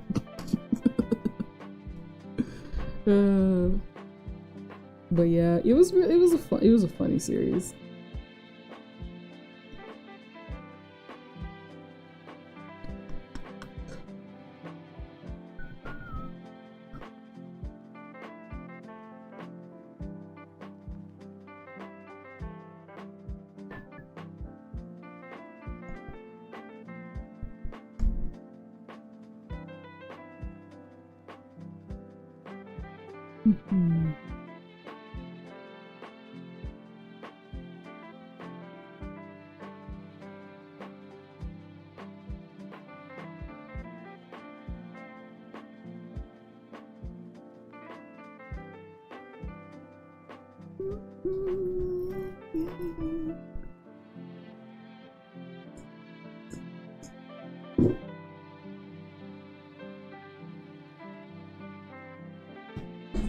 Let's see.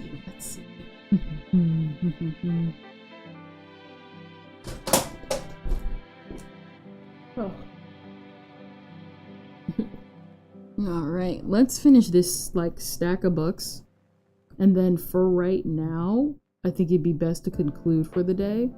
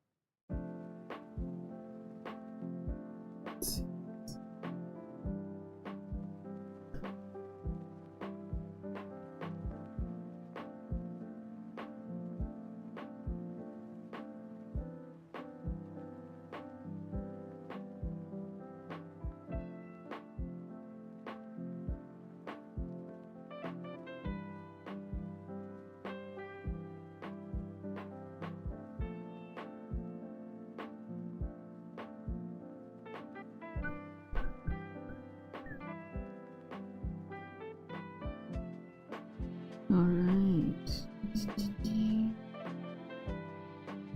We might be doing something special tomorrow. I'm not sure. I haven't been contacted yet.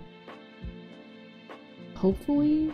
I hope I did everything right. If not, then I think we're just going to continue Kirby's Epic Yarn as normal.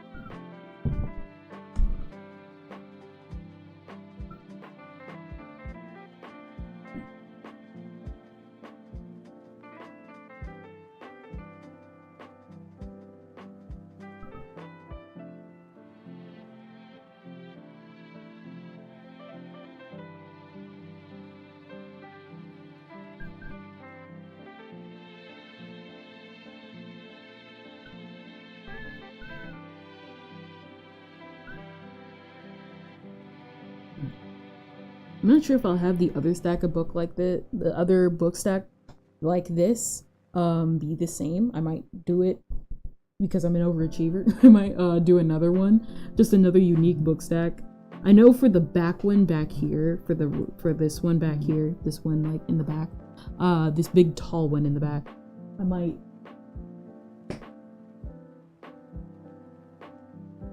Hold on real quick, everybody.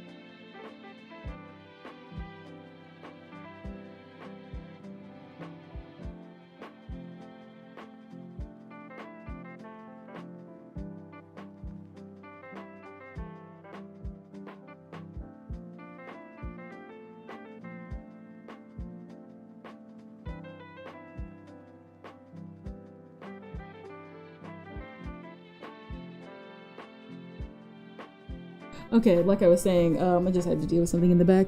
I think I might either leave this as a stack of books and just have it stack up top, and then do probably something unique with it in a little bit, but otherwise, or I might make this unique, and this unique, like I said.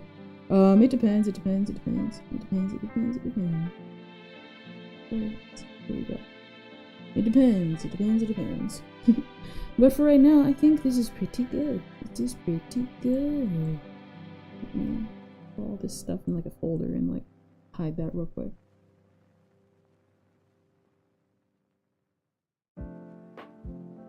So yeah. Oh yeah, that's right. I almost forgot. We were able to finally solve a little bit of this thing down here. I wanted to put this down here. It's kind of like a little unique little thing. I also put in my little emblem for anybody who came in late in the stream because I really like this emblem. If you recognize it, that's because it is the little logo that you see at the intermission screen. Books all look good. Thank you, Music Boy. They do look really good. I have come a long way. With that being said, I think it'd be good to, I don't know, kind of just, what happened? What? One, two, what is it? You, of course you did 6 more goals, and that's why I didn't notice. 1, 2, 3,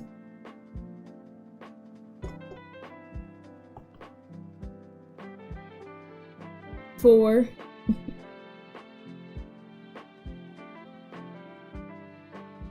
5,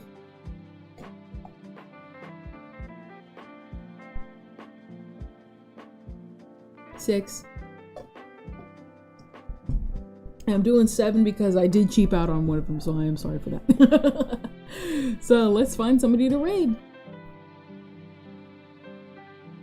That's not the raid button. That's the update stream button. Ah, Ivory Ice and Rainy Shrimp. Armored Core 4, because I can't read Roman numerals. So, Rainy Shrimp. Alright. That should be it.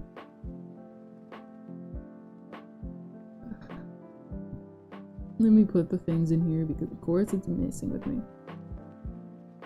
Alright, chat. Sukoshi. Drowning Ken, Sukoshi. What? No more drowning. I don't have water on me. I'd have to go get more. And even then. Who's Sukoshi?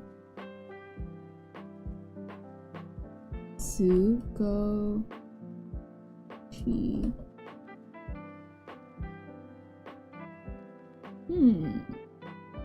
Who's Sukoshi? I have no idea who. Who's that? Sugoi. I typed them in, I have no idea. There's Sukihiro and there's Sukoti. It's Japanese for a bit. Oh, okay. Alright, then let's go with Rainy Shrimp. Alright, what? We're unable to raid Rainy Shrimp. Dang.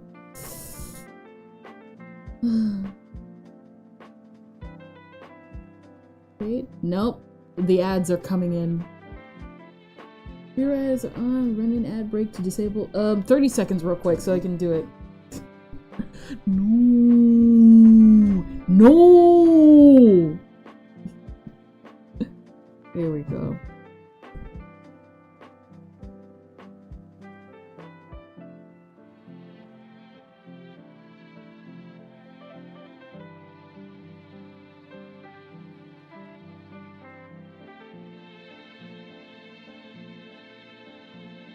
Wait.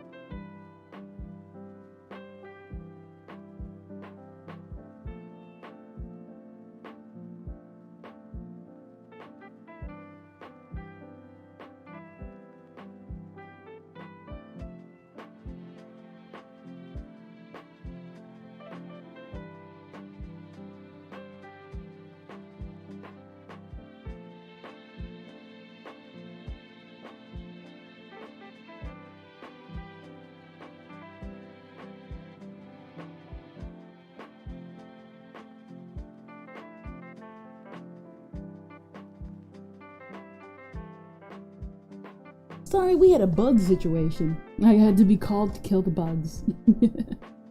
Alright.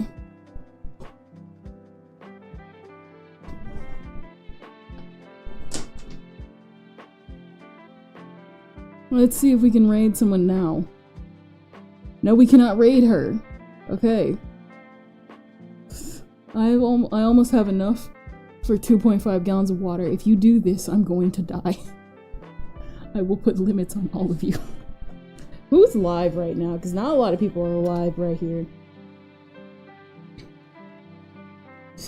Somebody made a meme. Name that anime. If you want to cry, I'll give you something to cry about. Good animes with no second seasons. And of course, I'm sorry, I gotta get political here, everybody. Donald Trump finally has had his mugshots released to the world.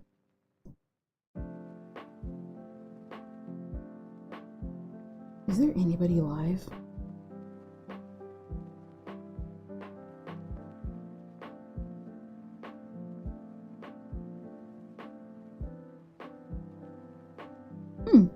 There's this girl named... no. Oh, Bao. Nah.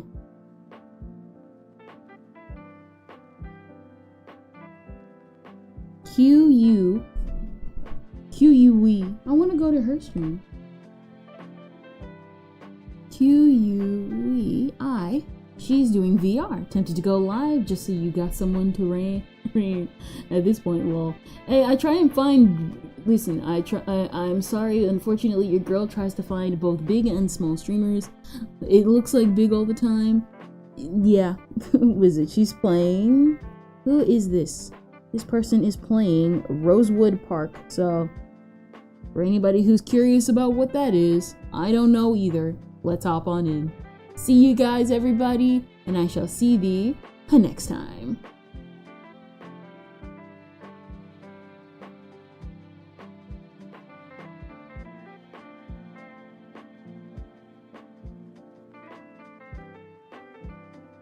It takes 5 gallons for 100% chance of death, Ken.